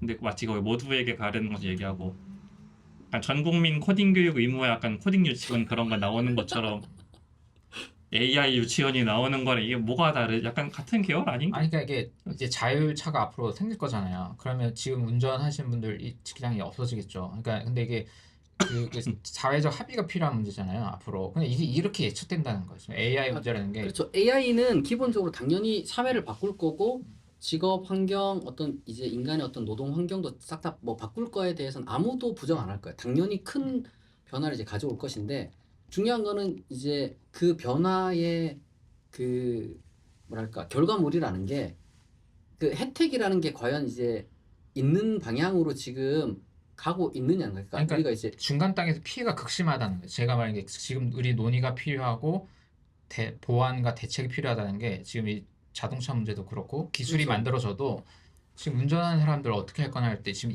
오히려 그 문제 때문에 이게 고민이 되는 거지. 그러니까 AI도 발전 속도는 엄청나게 앞으로 늘어갔는데 그래서 만나면 다 기본소득 어떻게 돈 줘서 안 줄게 할지 약간 그거 얘기만 나오거든요. 그 개발자 하는 애들도. 근데 문제는 이렇게 자기 일과 관계와 적정한 여기에 대한 거 토론이 이게 같이 어떻게 세팅할 거냐 고민하는 건 피해가 너무 커서 지금 이걸 고민하려고 한 거거든요. 그래서 이걸 막을 수 없다면 그렇죠. 네. 그러면 그러니까 우리가 사실 고민해야 되는 거는 이 피해를 막기 위해서 진짜 뭐 이런 표현은 그렇지만 뭐 진짜 뭐 혁명이라도 일으켜야 이걸 막을 수 있는 것이 아니라면 그게 아니라면 그러면 대안이 사실은 어디서 나오겠냐. 왜냐하면 아까 IT 개발자들이나 이런 사람들 입장에서는 그 이미 소위 말해서 안정적인 그런 최소한 어떤 미래 먹거리에 이제 자기 기술을 가진 사람들은 뭐 별 걱정이 없을 거예요. 그리고 아까 말씀하신 것처럼 그냥 베이직 인컴 주면서 기본 소득 주면서 이제 적당히 굶어 죽지 않을 정도로 평등하게 가난하게 만들어서 마치 뭐 때 되면은 서커스 보여주고 때 되면은 빵 주고 뭐 이렇게 했던 것처럼 그런 식으로 이제 이 막 그냥 우리를 적당한 좀 이제 죽지 않을 정도로 그리고 약간의 어떤 그런 숨만 쉬게 할 수 있을 정도의 어떤 여가를 주는 정도로 이제 국가가 만약에 나아가고 이제 빈부격차는 당연해지고 그다음에 이제 기업이 이제 거의 무슨 이제 국가를 넘어서는 어떤 그 장악력을 가지게 된다면 거기에 대해서 이제 아직 안 왔으니까 아직 그 정도 미래는 안 왔으니까 그러면 이제 그거와 관련돼서 뭔가 좀 더 이제 우리가 진지하게 뭔가 얘기를 좀 하는 것도 의미가 있겠다. 근데 현실적이어야 된다. 나는 항상 얘기가 뭐 진짜로 사실은 그 당시 때 노동자들 입장에서는 뭐 막진 못했죠. 근데 뭐 때려 부셨으니까 뭐라도 이게 좀 들어먹혔을 거 아니에요. 사실 지금 노조들이 저기 파업하고 이런 것들도 굉장히 사실은 파격적인 행위거든요. 우리나라에서 이렇게 그 우리나라는 굉장히 제가 봤을 때는 근현대 사회 속에서 21세기 들어서 뭘 그렇게 역동적으로 전 국민이 이렇게 뭔가 이제 자기 의견을 표출했지라고 했을 때 나는 2002년 월드컵 이후로 이렇게 파업에 열정을 내는 건 난 처음 본 것 같아. 그러니까 왜냐하면 이게 먹거리가 너무 크니까 사람들 입장에서는 이 파업을 통해서 내 걸 내가 쟁취하겠다. 우리가 봤을 때 이미 다 가진 사람들임에도 불구하고 어떤 열정을 갖고 내가 가져야 될 것에 대한 감각을 갖고 파업을 하잖아요. 그러니까 제가 봤을 때는 대다수 우리가 이제 AI를 지금 사용해가지고 그러면은 그 정도를 뭐 쟁취해낼 수 있느냐 이거죠. AI가 발전하니까 이걸 사용을 잘해가지고 우리의 어떤 몫을 쟁취하자. 난 이렇게는 안 될 것 같아. 오히려 우리는 갖다 바치고 있는 거지. 그 AI를 사용을 함으로써 내가 인간적으로 뭔가 더 똑똑해지고 더 뭔가 이제 종교적 가스라이팅에선 해방됐는데 삶은 최저임금, 베이직 인컴 그게 전부 다인 인생. 이건 안 된다는 거죠. 그게 지금 이게 인류의 고민이고 전 세계적으로 지금 이거에 대한 논의가 지금 아주 활발하게 진행되고 있는데 근데 이제 저는 사실 우리가 이 정치 전문가는 아니까 약간 교회에 관한 이야기를 조금 들어보면 저희 모임 이 작은 모임 안에서도 자율주행 연구자가 있고 금전자가 있어요. 이렇게 앞으로 어떻게 될지 우리가 보이잖아요. 근데 이제 약간 저보다 위에 선배님들은 이렇게 청년들이든 뭐 누구든 이게 오면은 교회는 약간 위로해줘야 되고 우리가 약간 우리 사회 자본주의 사회에서 힘들었지 고생. 근데 뭐 위로 필요한 거 맞거든요. 저도 왜 이렇게 공감 못하냐고 많이 혼나는데 근데 지금 이게 약간 예측이 되잖아요. 얘가 지금 예를 들어 자율주행 일하는 애는 앞으로 조금 더 일을 오래 할 수 있는 애고 운전하는 애가 앞으로 몇 년 정도 일을 할 수 있지 않다고 할 때 맞아 우리가 AI 다 쓰레기야 다 죽여야 돼 막 이럴 가 아니고 너가 일할 수 있는 게 앞으로 몇 년 정도면 그 다음에 우리 같이 고민하면서 좀 스트레스 받겠지만 내가 어떤 역량으로 해서 너가 여기 또 어떤 일을 할 수 있을지도 같이 좀 고민도 나누고 이렇게 애를 푸시하는 게 좋을지 아니면 와 우리 기도밖에 없다 약간 이런 그러니까 여기서 이제 어떤 방향으로 이거를 방향을 이제 해야 될지가 고민인 거예요. 근데 이제 저는 자꾸 자기 비윤과하고 반자본주의가 필요하고 자꾸 이런 컨텐츠로 볼 때 저는 딱 그 지금 얘기하시는 네. 딱 그 지점이 두 분도 비슷하고 느끼는데 반자본주의라는 표현 자체가 네네. 자본주의를 벗어나 살자는 아니잖아요. 그런 사람도 있죠. 그런 사람인데 그건 잘못된 거잖아요. 사실. 벗어날 수가 잘못됐다고는 없잖아요. 할 수는 없고 오늘도 우리 지적 이런 철학자가 할 텐데 자본주의를 벗어나서 살 수 있다는 상상력은 사실은 상상의 영역에만 머무를 수 있을 것 같아요. 저도 그런 입장인데 아닌 분들도 좀 있죠. 그러니까 아니라고 할 때에 자본주의를 벗어날 수 있다라고 자꾸 무슨 아니 아까 우리 밥 먹을 때 네. 마을 공동체하고 이런 사람들이 사실 그렇죠. 아니 그럴 수도 있죠. 그런 그러니까 사람이잖아요. 지금 제가 계속 들으면서도 제가 느끼는 건 뭐냐면 제가 AI를 많이 안 쓸 뿐이지 AI가 앞으로 어떻게 될 거라는 생각을 안 하거나 그러진 않거든요. 어떻게 될지는 당연히 고민을 하죠. 지금 AI 활용을 어떻게 할 것인지를 계속 얘기했고 뭐 교회에서 어떻게 활용할지를 얘기를 할 텐데 그러면 AI를 만들어내고 AI를 주도하고 있는 사람들은 누구이며 앞으로 어느 상상을 하고 있는가 그들은 AI를 무엇을 위해 존재케 하는가 피터 틸은 자본주의를 위해서 AI를 사용한다고 얘기하거든요. 그가 말하는 자본주의는 이윤의 창출과 더불어 자기가 강력하게 구사할 수 있는 권력을 유지하는 거란 말입니다. 그래서 자본주의를 계속 유지하게 하는 AI로서 한 사람에게 권력이 몰려야 된다라고 얘기하니까 민주주의에 대해서도 거절하고 뭐 이런 거 아닙니까? 그러니까 이런 생각들을 다 하게 되면 자본주의 안에서 어떻게 쓸지 뭐 이런 얘기가 너무 정교하지 않다. 어떤 사람은 자본주의를 무슨 상상의 나라에서 자본주의 없애버려야 돼. 이렇게 생각하면 답이 안 나오잖아요. 그게 아니라 이 자본주의 안에서 그럼 우리는 어떤 식으로 이거를 활용해야 되고 AI에 대한 접근을 어떻게 해야 되고 사실 AI가 쌓아놓은 이 데이터 정보들 고급 데이터 정보들 많죠. 효율적이게 만들고 능력을 더 폭발적으로 향상시키는 건 맞아요. 그런데 만약에 언제나 얘기 나오는 것처럼 정보가 왜곡되면 어떻게 할 것이냐? 사실은 AI를 가장 궁극적으로 컨트롤할 수 있는 사람은 누구 있냐? 뭐 이런 얘기 계속 하잖아요. 이게 만약에 가장 심부에서 이거를 왜곡시켰을 때에 일어날 이 거대한 변화들을 어떻게 감당할 수 있을 것이냐? 그 통제는 누가 하고 있느냐? 인간이 최종적인 뭐 피터 틸이나 뭐 이런 사람들이 가지고 있는 그 사람들에게 맡긴다. 아니야 이제는 AI가 AI 자체를 컨트롤하게 될 거야라고 상상까지 한다면 우리는 통제도 못 하잖아요.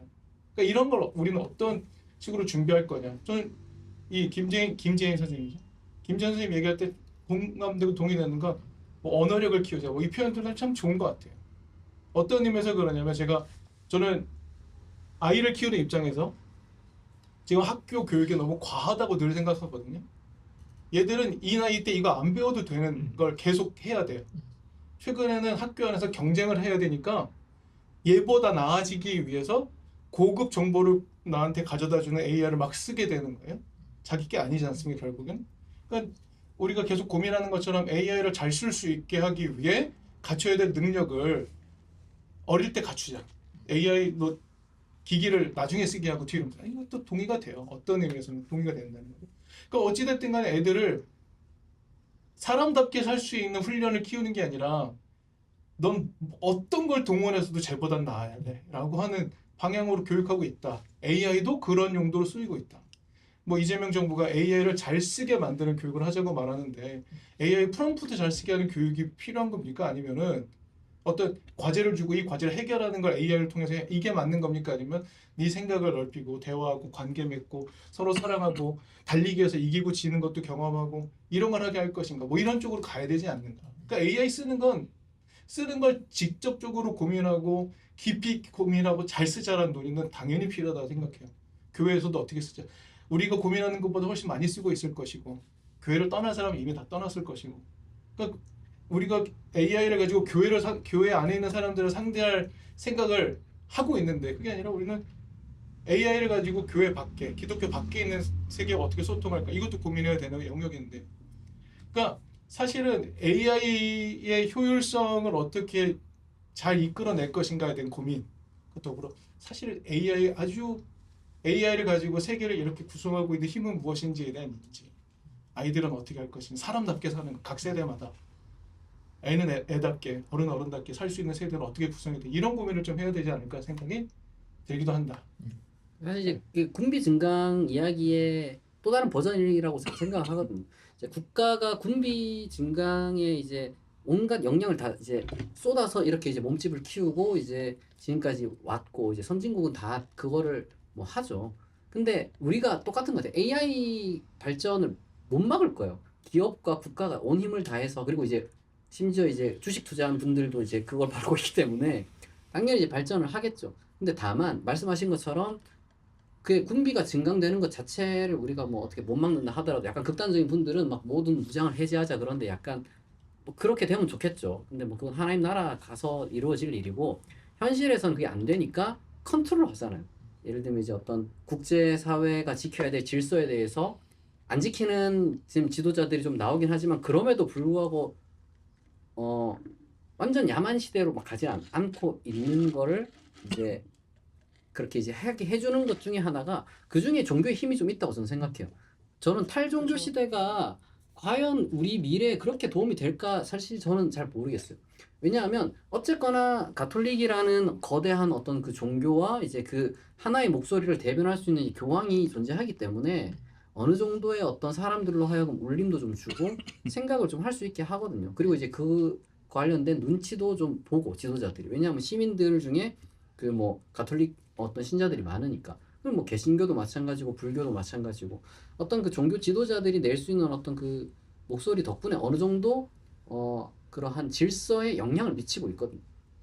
그렇기 때문에 이제 AI 발전과 관련돼서 그런 어떤 그 목소리 그러니까 사실 이거를 그러면은 만약에 이제 교황이 이번에 이제 요 회칙을 발표했는데 AI로 작성했어. 그럼 좀 되게 코미디일 것 같아요. 근데 썼는지 한번 물어보고 싶어요. 교황청에다. 쓰지 않았을까요? 아 썼을 것 같은 느낌이 없잖아. 살짝 드는데. 200개면 쓰지 않을까요? 이제 아니면 교황이 다 쓰고 AI한테 검수 한번 돌리고 이랬을 수도 있지만 뭐 그건 뭐 그냥 우스갯소리지만 어쨌거나 이제 중요한 거는 이제 그런 질서와 관련돼서 그러니까 현실적인 거죠. 자본주의도 마찬가지예요. 그러니까 우리는 사실은 당연히 자본주의 다음을 바라봐야겠고 이제 어떤 군사력의 어떤 그 뭐랄까요 그 문제에 대해서 이제 뭐 핵무기 문제라든지 예전에는 사실은 뭐 헬무트 골비처 이런 신학자들 같은 경우는 항상 이제 어떤 핵무기에 대해서 신학자로서 목소리를 막 내고 그랬거든요. 지금은 제가 봤을 때 말씀하신 것처럼 AI에 대한 어떤 그 신학적 윤리, 가톨릭에서 최근에 그런 인공지능 관련된 윤리적인 이야기들, 신학적인 윤리에 대해서 나름 열심히 이제 논의하고 있더라고요. 저는 이제 정치 철학이나 정치 윤리학이나 시민 윤리도 중요하고 동시에 또 교회나 이제 기독교는 이제 기독교만의 또 그런 다양한 목소리가 이제 독립적으로 나와서 그게 하나로 뭉쳐져서 어떤 그 기업이나 국가에 대해서 소위 말해서 부담을 좀 주고 이제 그들이 소위 말해서 그런 말씀하신 것처럼 그 독점하지 못하도록 그런 좀 영향력을 발휘해야 되는 어떤 그 문제가 이제 분명히 이제 가장 거시적으로 하나가 이제 있긴 있어야 되겠다. 뭐 그런 생각을 좀 하게 되죠. 약간 솜니움에서 하는 주제인데 사실 마가와 기술 독점 자본주의와 이런 게 이제 정철학 문제고 근데 물론 이것도 정말 끝없이 할 말이 많지만 저한테 가장 앞에 놓인 문제는 아까 자율주행 연구자와 운전자 그리고 이제 개발자들도 엄청 하이 레벨의 개발자는 되게 안정적인데 최근 몇 년 전에 붐이 있어서 초입으로 막 들어간 애들은 이제 다 곧 아웃해야 되거든요. AI 기술 개발로 이제 조금 초보 개발자들이 일이 없어요. 다 나와야 되는 여기 직장인들. 지금 얘네들이 교회를 왔을 때 우리 소모 작은 교회지만 어떤 고민을 해야 될까? 예를 들어 야 피터팁 몰라? 지금 너 그거 쓸래? 너 책이 타입 그러니까 결론 얘네들이 어떤 방향을 고민해야 될까와 얘네들 선택에 어떤 영향을 지금 이게 실존적 고민인 거야. 사실 특히 여기 있는 분들이 AI로 바로 뭐 취업이 문제 이런 상황은 아니고 제가 볼 때 근데 그걸 고민하는 친구들이 모일 때 이게 어떤 그런 정치적 이슈로 우리가 저항해야 돼. 하지만 이렇게 갈지 아니면 이제 어떻게 해야 될지. 저는 교회는 원래 옛날부터 사실은 이런 일들을 많이 해왔어요. 왜냐하면 교회는 기본적으로 원래 빈부 뭐 이제 남녀노소 이제 뭐 빈부격차 이제 상관없이 사실 좀 보편적으로 모이는 그런 동네 이제 그런 로컬 어떤 모임이었잖아요. 로컬 커뮤니티였는데 사실 저는 이제 최근에 교회를 개척하면서 기도도 하고 와이프랑도 대화하고 이제 내렸던 결론 중에 하나가 뭐였냐 그러면 교회가 전능한 하나님이 아니라는 것에 대해서 인정을 해야 돼요. 겸손하게. 다 할 수가 없어요. 그 사람들의 직업 문제와 그러니까 이런 거죠. 누가 왔는데 옛날에는 교회가 뭐 병도 고쳐주고 뭐 취업도 시켜주고 결혼도 시켜주고 다 해줄 수 있다는 식으로 사람들을 끌어들였죠. 그러나 교회는 그걸 다 할 수 없다는 걸 겸손하게 인정을 해야지 교회가 할 수 있는 교회가 병을 못 고쳐주는 거랑 교회가 어떤 그 지금 현재 그 사람의 인생 뭐 미래에 대해서 뭐 이렇게 점쳐줄 수 없는 거랑 전 같다고요. 다만 아까 위로가 전부가 아니다라고 이제 말씀을 뭐 그런 말씀 아니지만 이게 위로가 전부일까라고 하셨지만 저는 그 사람들이 그럼 어디 가서 위로를 받겠어요. 뭐 집에서 아니면 학교에서 아니면 친구 모임에서 저는 어떤 그 초월적인 종교가 줄 수 있는 위로가 있고 그 위로라는 것이 현실 도피가 아니라 현실에 맞설 수 있는 어떤 그 힘을 주는 그런 의미의 이제 위로가 저는 이제 주어진다면은 교회가 그 나름대로 굉장히 충분히 일을 잘한 것이지. 예를 들면 이제 직업을 잃게 생겼어요. 근데 옛날부터 그런 사람들은 많았거든요. IMF 뭐부터 시작해가지고 IMF가 뭐예요? 그 전부터 뭐 우리는 뭐 전쟁 겪고 그런 세대들이 많은데. 그러니까 그러면은 그런 사람들이 있을 때마다 항상 어떤 소위 말해서 철학적이거나 정치적인 이야기를 하진 않았거든요. 그걸 안 해도 그 사람들에게 어떤 현실을 살아갈 수 있는 조금 더 나은 말들은 해줄 수 있었겠죠. 제가 봤을 때 만약에 이제 직업을 지금 잃게 생겨 그런 사람들 제 주변에 많거든요. 사실 얼마 전에도 오늘 어제 새벽에도 이제 자기가 결국에는 젊은데 이제 기초수급자 신청을 울면서 했다는 거예요. 그런 AI랑 상관없이 비극적인 사람들은 이미 있어요. 그럼 제가 그 사람에게 뭐 해줄 수 있는 말이 뭐 많지는 않잖아요. 이제 그럼에도 불구하고 그 사람이 나한테 어떤 그런 고민을 이제 털어놓았다는 것은 위로도 받고 싶고 이제 뭔가 좀 살아가는 동안 혼자가 아니라는 것에 대해서 좀 이제 그런 말을 좀 하고 싶었을 것이고 그러면 교회가 뭐 목사가 해줄 수 있는 것은 뭐 위로와 기도와 응원과 격려 뭐 이런 것들이겠죠. 저는 그런 것들이 이 AI 시대에 정말 중요하다고 생각해요. 사소한 친절과 사소한 따뜻함 이거는 인공지능이 해줄 수 있는 게 아니거든요. 그죠? 그래서 교회가 너무 뭐랄까 전능한 하나님인 것처럼 이렇게 이제 나설 필요는 없겠다. 다만 교회가 할 수 있는 것이 무엇인지 좀 정확하게 물론 근데 이거는 저희 교회 이야기고 각 교회마다 다를 것인데 근데 교회가 무언가는 분명히 하긴 해야 된다. 그러나 그것을 율법적으로 이게 더 중요하고 이거는 덜 중요하고 이렇게 이제 과연 말할 수가 있냐? 저는 교회 집단이 뭘 하자는 게 아니라 이 신앙 고민과 함께 현실 고민을 같이 섞어 오는데 그래서 이제 어떤 방향으로 내가 좀 준비를 하고 분투해야 될까를 고민한다는 거예요. 근데 이제 여기서 이제 AI에 관한 어떤 자기 철학적 어떤 입장과 함께 행동 방향을 이제 우리가 뭐 이렇게 말한다 듣는 것도 아닌데 이 고민을 하지 말라고도 하는 거예요. 요즘 그냥 자기 인생 얘기예요. 다 지금 이 상황에서 어떻게 고민할까.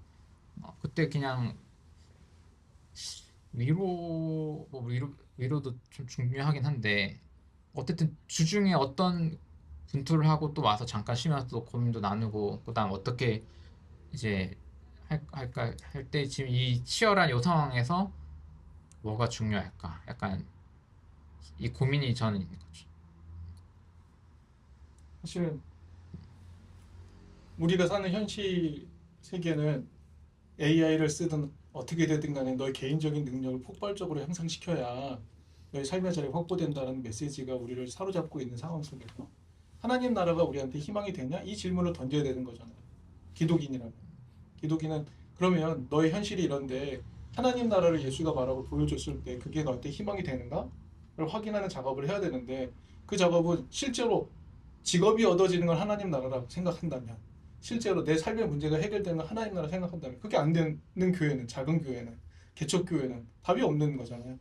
아까 전능한 하나님에 대한 개념을 넘어서자는 얘기 전 전적으로 동의하거든요. 그럼 우리가 신앙하는 하나님 저는 아까 탈종교와도 넘어서 벗어나야 된다는 얘기도 저는 공감해요. 종교가 가진 굉장히 중요한 영역 우리가 각자가 얼마나 존귀한 존재인지에 대해 계속 일깨워주고 나만 존귀한 게 아니라 상대가 존귀하다는 걸 커뮤니티 안에서 배우고 그래서 하나님 나라를 이루기 위해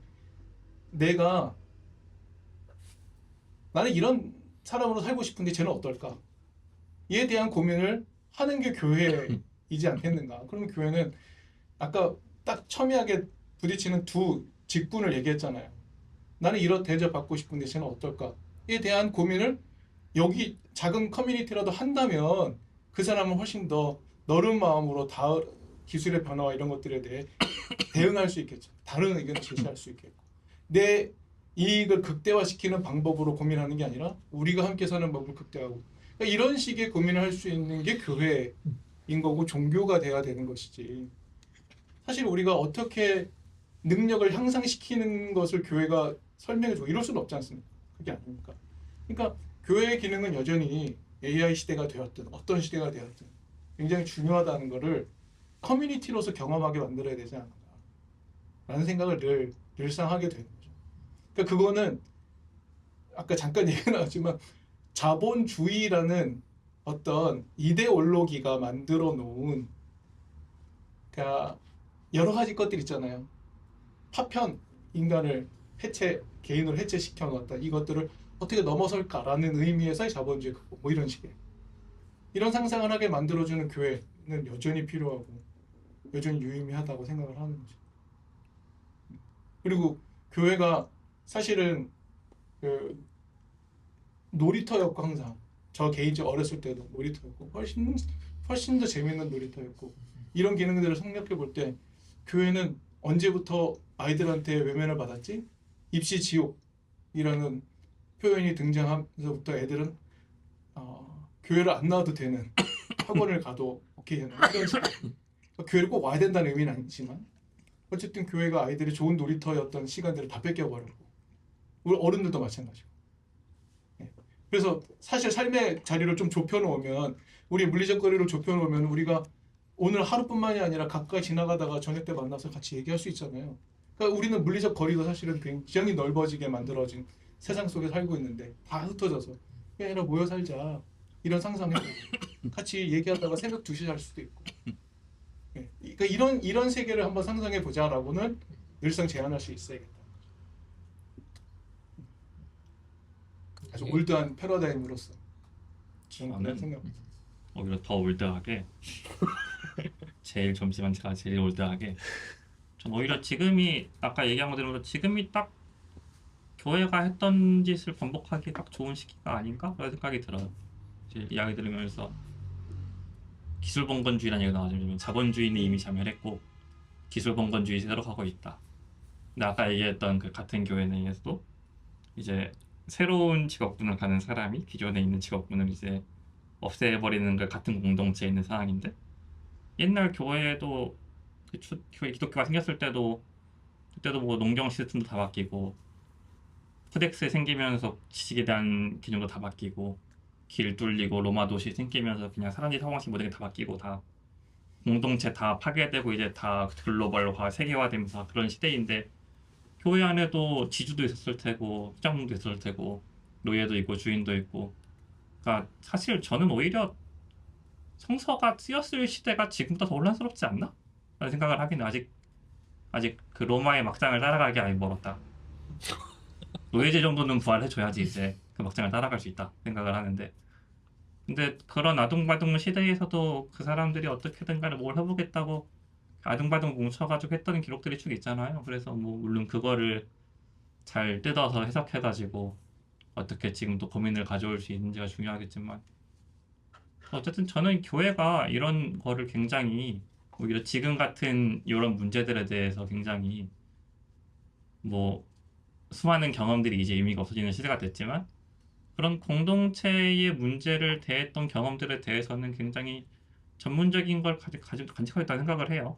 그리고 그런 거를 잘 끄집어낼 수 있다는 생각을 하고 이거 되게 좋은 통찰인 것 같은 게 뭐냐면은 지금 우리가 꿈도 희망도 없는 미래지만 기술은 너무 발전하는 어떤 그런 시대를 지금 앞두고 있는데 교회라는 데라는 게 결국에는 사람 모이는 건데 내가 지난주 설교에서도 그런 인용을 했는데 영상을 하나 봤어요. 어떤 분이 홀덤펍이라고 여러분 들어봤어요? 홀덤펍? 난 그게 뭐 잘 몰라요. 카드 게임하고 술 마시고 그런 데인가 봐요. 그러니까 불법 도박장 가기 직전에 어떤 합법적인 그런 놀이터인 것 같아. 근데 이제 그 홀덤펍 운영하는 분이 그런 얘기를 하는 거예요. 여러분 홀덤펍은 교회와 같습니다 이러는 거예요. 그게 무슨 소린가 내가 영상을 계속 보니까 여러분 교회가 건물이 아니잖아요. 교회는 함께 모여서 예배드리고 뭐 서로 교제하고 사랑하는 것이 교회 아닙니까? 홀덤펍도 그와 같습니다. 함께 모여서 상가든 공장이든 집이든 함께 모여서 카드 치고 이제 행복해하면 그게 홀덤펍입니다. 뭐 이러는 거예요. 내가 그래서 야 세상이 오히려 교회의 이상적인 교회론을 갖고 이제 이런 걸 설명을 하는구나라는 걸 보고 나서 무슨 생각이냐면 아 그렇지 교회 그러니까 누군가는 훨씬 더 잘 살겠죠. 누군가는 삶이 어려울 거예요. 근데 이제 같이 왔을 때 좀 바울이 얘기했던 것처럼 좀 못 사는 사람을 강한 사람이 좀 더 가진 사람이 좀 더 좀 챙겨주고 물론 이게 뭔가 이제 정치적으로 접근하게 되면 아예 뭐 제도를 이제 뜯어 고쳐야 되겠죠. 뭐 그리고 아마 윤리적으로나 철학적으로 접근하게 되면은 뭐 인간의 어떤 존엄성이 어떠고 동등함이 어떠고 평등함이 어떠고 막 호모 사케르가 어떠고 그러니까 이런 식으로 접근을 할 거야. 근데 제가 볼 땐 기독교는 그렇게 복잡하진 않더라고요. 그냥 와서 내가 왔을 때 이 사람보다 내가 조금 더 여유가 있고 이 사람보다 조금 더 삶이 안정적이니까 이 사람을 위해서 내가 조금 더 내가 가진 걸 더 내어놓고 이 사람도 그 받는 것에 있어서 뭔가 수치스러움이나 부담감이 아니라 그냥 고마움과 따뜻함과 그리고 이제 그걸 통해서 용기를 얻고 그런 공동체 분위기가 형성되면은 제가 봤을 때는 그거는 어디서도 못하는 일을 해내고 있다고 생각을 해요. 정치 철학 공동체가 그걸 해내는지 전 잘 모르겠어요. 다른 어떤 시민단체가 그걸 해낼 수 있는지도 잘 모르겠거든요. 어떤 복지단체가 그런 일을 할 수 있겠죠. 근데 그걸 할 수 있는 게 중요한 것 같고 교회는 1차적으로 그것을 수천 년간 해왔기 때문에 그리고 이제 여전히 그런 데가 전 더 많다고 생각해요. 우리가 과잉 대표되는 인간들이 많은 거죠. 정광훈이나 아니면 소년보 같은 어떤 뉴스에 계속 나오는 사람들 그런 사람들이 과잉 대표되는 거지 모든 그리스도인들이 다 그런 수준은 아닐 거예요. 그래서 어느 정도 희망은 있다고 생각을 하고 실제로 그래서 20, 30대들이나 지금 어떤 청년들이 교회에 대해서 제가 봤을 때는 그래도 다시금 좀 따뜻함을 경험하게 되고 왜냐하면 이제 젊은 또 목사들이나 새로 세대 교체된 어떤 그 목사들이 있는 교회 내에서는 청년들을 위해서 이것저것 많이 하거든요. 근데 뭐 대단한 거 못하지. 걔네들 뭐 직업을 알선해주고 이럴 순 없잖아요. 다만 할 수 있는 한도 내에서 교회가 가진 자본과 시간을 좀 써서 청년들을 좀 위로하고 이제 그렇게 좀 뭐 한다면은 거기서 끝나는 게 아니라 그러면은 힘 있는 사람들이 그 교회 공동체 속에서 설교도 듣고 그런 실제로 존재하는 어떤 약자들을 이제 보면서 미래에 대한 어떤 그 암울한 어떤 그 희망이 없는 아이들을 보면서 조금 더 고민하는 사람들이 한두 명 더 나오겠죠. 아예 이런 애들이랑 만남이나 접촉이 없으면요 관심도 없을 거예요. 그러나 교회는 적어도 그런 좀 고민하는 어른들과 고민하는 가진 자들로 하여금 이렇게 이제 한 걸음 더 나아가게 이제 만들어줄 수 있는 그런 기능도 할 수 있을 거라고 저는 생각을 하고 이제 그런 점에서 그 이런 고민을 가진 근데 이제 뭐 목회자나 어떤 그리스도인들이 조금 더 많아질 필요는 있겠죠. 그런 점에서 지금 말씀하신 것처럼 이런 책도 좀 보고 고민도 하고 토론도 하는 그런 분위기는 별도로 또 있어야 되는 건 맞는 것 같아요. 저는 이제 조금 다른 게 나이대가 좀 비슷한 분들이 좀 모이다 보니까 그 안에서는 아무리 수급자든 되게 돈을 아까처럼 많이 버는 애든 그런 느낌으로 만나지 않아요.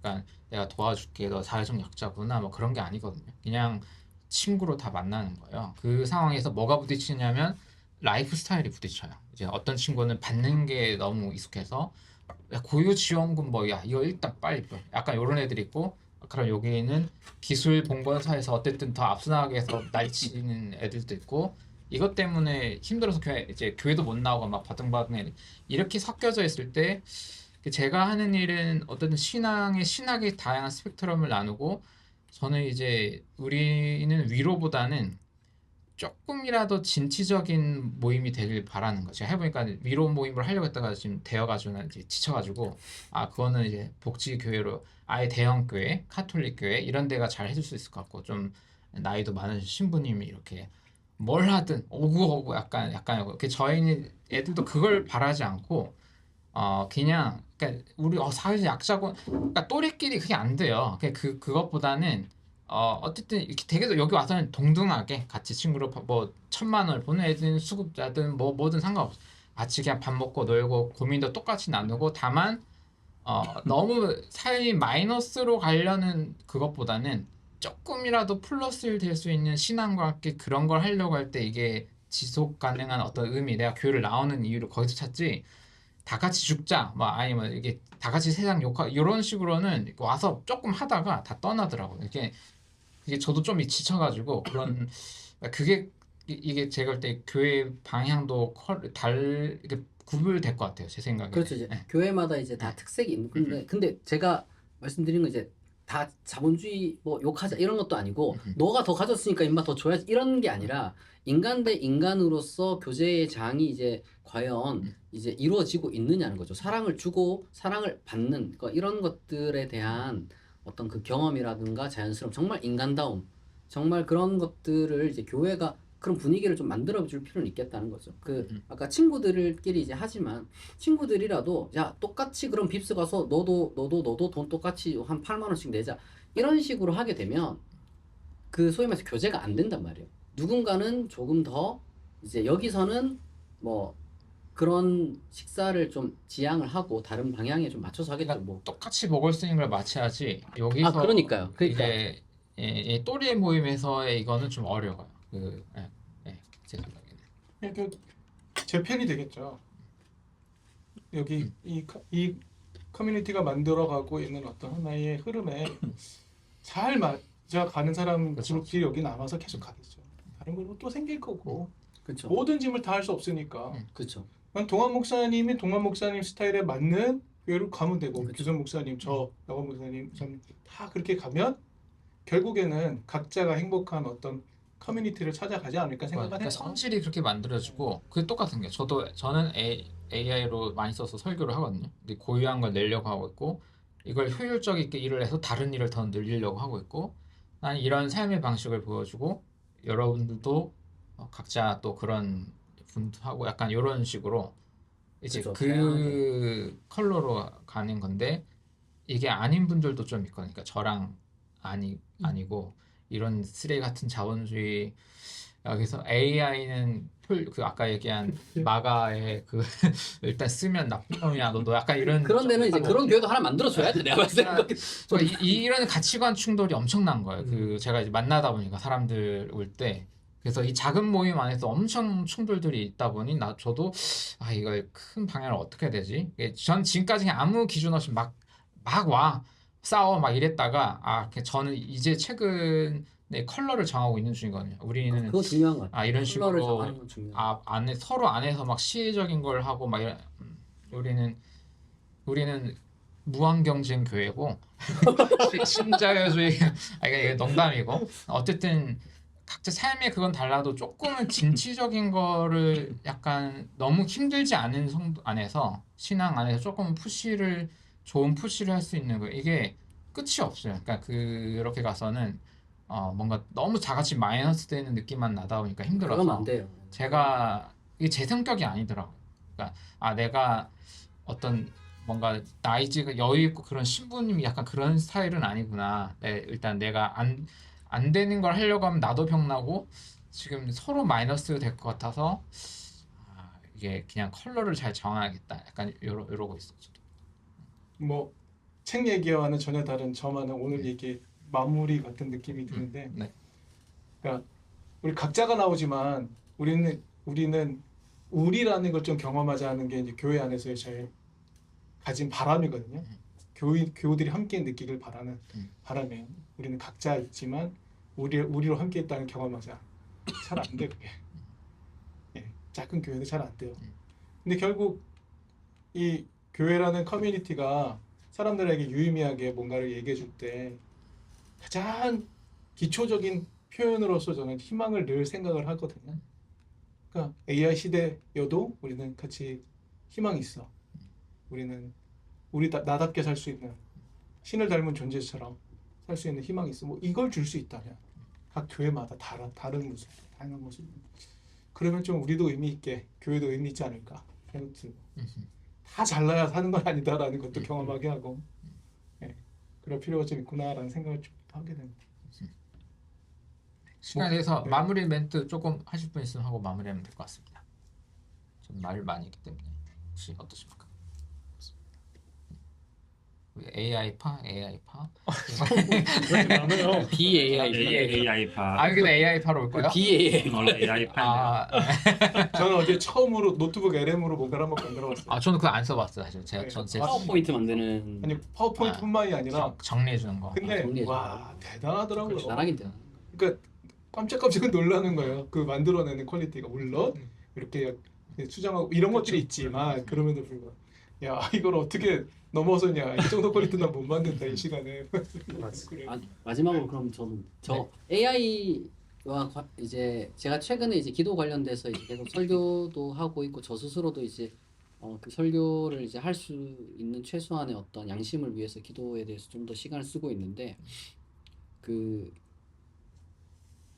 스스로가 인간이라는 존재가 어쨌든 근육이라는 게 있잖아요. 여기도 이제 그 소위 말해서 뭐 일종의 이제 생각하는 것도 뭐 근육에 비유를 하셨는데 저는 인간의 소위 말해서 영성이라고 불릴 만한 어떤 그런 것도 충분히 좀 이 훈련이라든지 수행이라든지 뭐 이런 것들을 이제 통해서 더 발전할 수 있다고 생각해요. 그래서 AI를 사용하는 것과 별개로 AI를 하지 않고 정말 인간 스스로가 인간 스스로의 가능성을 끌어올리고 그 끌어올린 어떤 그리고 혹은 이제 변화된 나의 그 실력을 이제 잘 사용하는 도구로서 AI를 우리가 활용하게 된다면 제가 봤을 때는 정말 그게 금상첨화가 아닐까 그렇게 생각을 하게 됩니다. 그렇습니다. 죄송해요. 생각나서 그냥 또 네. 말을 얹으면 저는 그런 의미에서 영성훈련이 매우 중요하다는 생각을 늘 합니다. 더디게 가게 하고 내 안에 참자를 찾아가게 이게 시간 엄청 걸리거든요. 그렇죠, 그렇죠. AI가 우리에게 가져다주는 시간적 시성비와는 차이가 나지 않을 만큼 근데 그 시간을 들이면 들일수록 자기를 찾아가게 되는 자유함이 높아진다는 걸 경험하게 하는 거. 이거는 청년들에게 매우 어려운 일이라는 건 전 절감하며 지난 시간을 보내왔거든요. 예, 청년들 젊은 세대한테는 이 얘기가 먹혀 들어가는 게 되게 힘들더라는 걸 임상으로 경험을 했는데 그럼에도 불구하고 이게 중요하다는 얘기를 계속 해줘야겠다라는 생각을 갖고 있겠지. 일단 저도 마무리하면은 말씀하신 대로 AI는 종료 버튼이 없다 보니까 뭐 다른 것도 마찬가지인데 말씀하신 대로 그런 잠깐 끄고 이렇게 하는 훈련이 필요한 것 같고 길섭교회는 AI와 함께하는 교회로서 길섭 AI 교회인데 다만 제 생각에는 그렇기 때문에 이렇게 대화할 수 있는 소모임들이 엄청 중요해질 것 같아요. 자기 이제 거기 갇히지 않기 위해서 나와서 피드백하고 나오는 약간 그런 모임이 필요할 것 같고 교회도 그런 기능으로서 약간 잠깐 많이 쓰더라도 잠깐 멈추고 와서 내가 쓰는 방법이 어떤지 그런 신앙과 관련해서도 좀 이렇게 토론하고 피드백 받고 그러지 않으면 너무 갇힐 수가 있기 때문에 자기 세계에 교회로 좀 대화 모임으로서는 꼭 필요하지 않나 싶습니다. 하지만 AI 파괴적인 문제도 엄청 많고 대신 좋은 점도 저는 아주 많다고 생각해서 그렇습니다. 혹시 있으신가? 끝? 네, 그럼 일단 이렇게 마무리하겠습니다. 수고하셨습니다.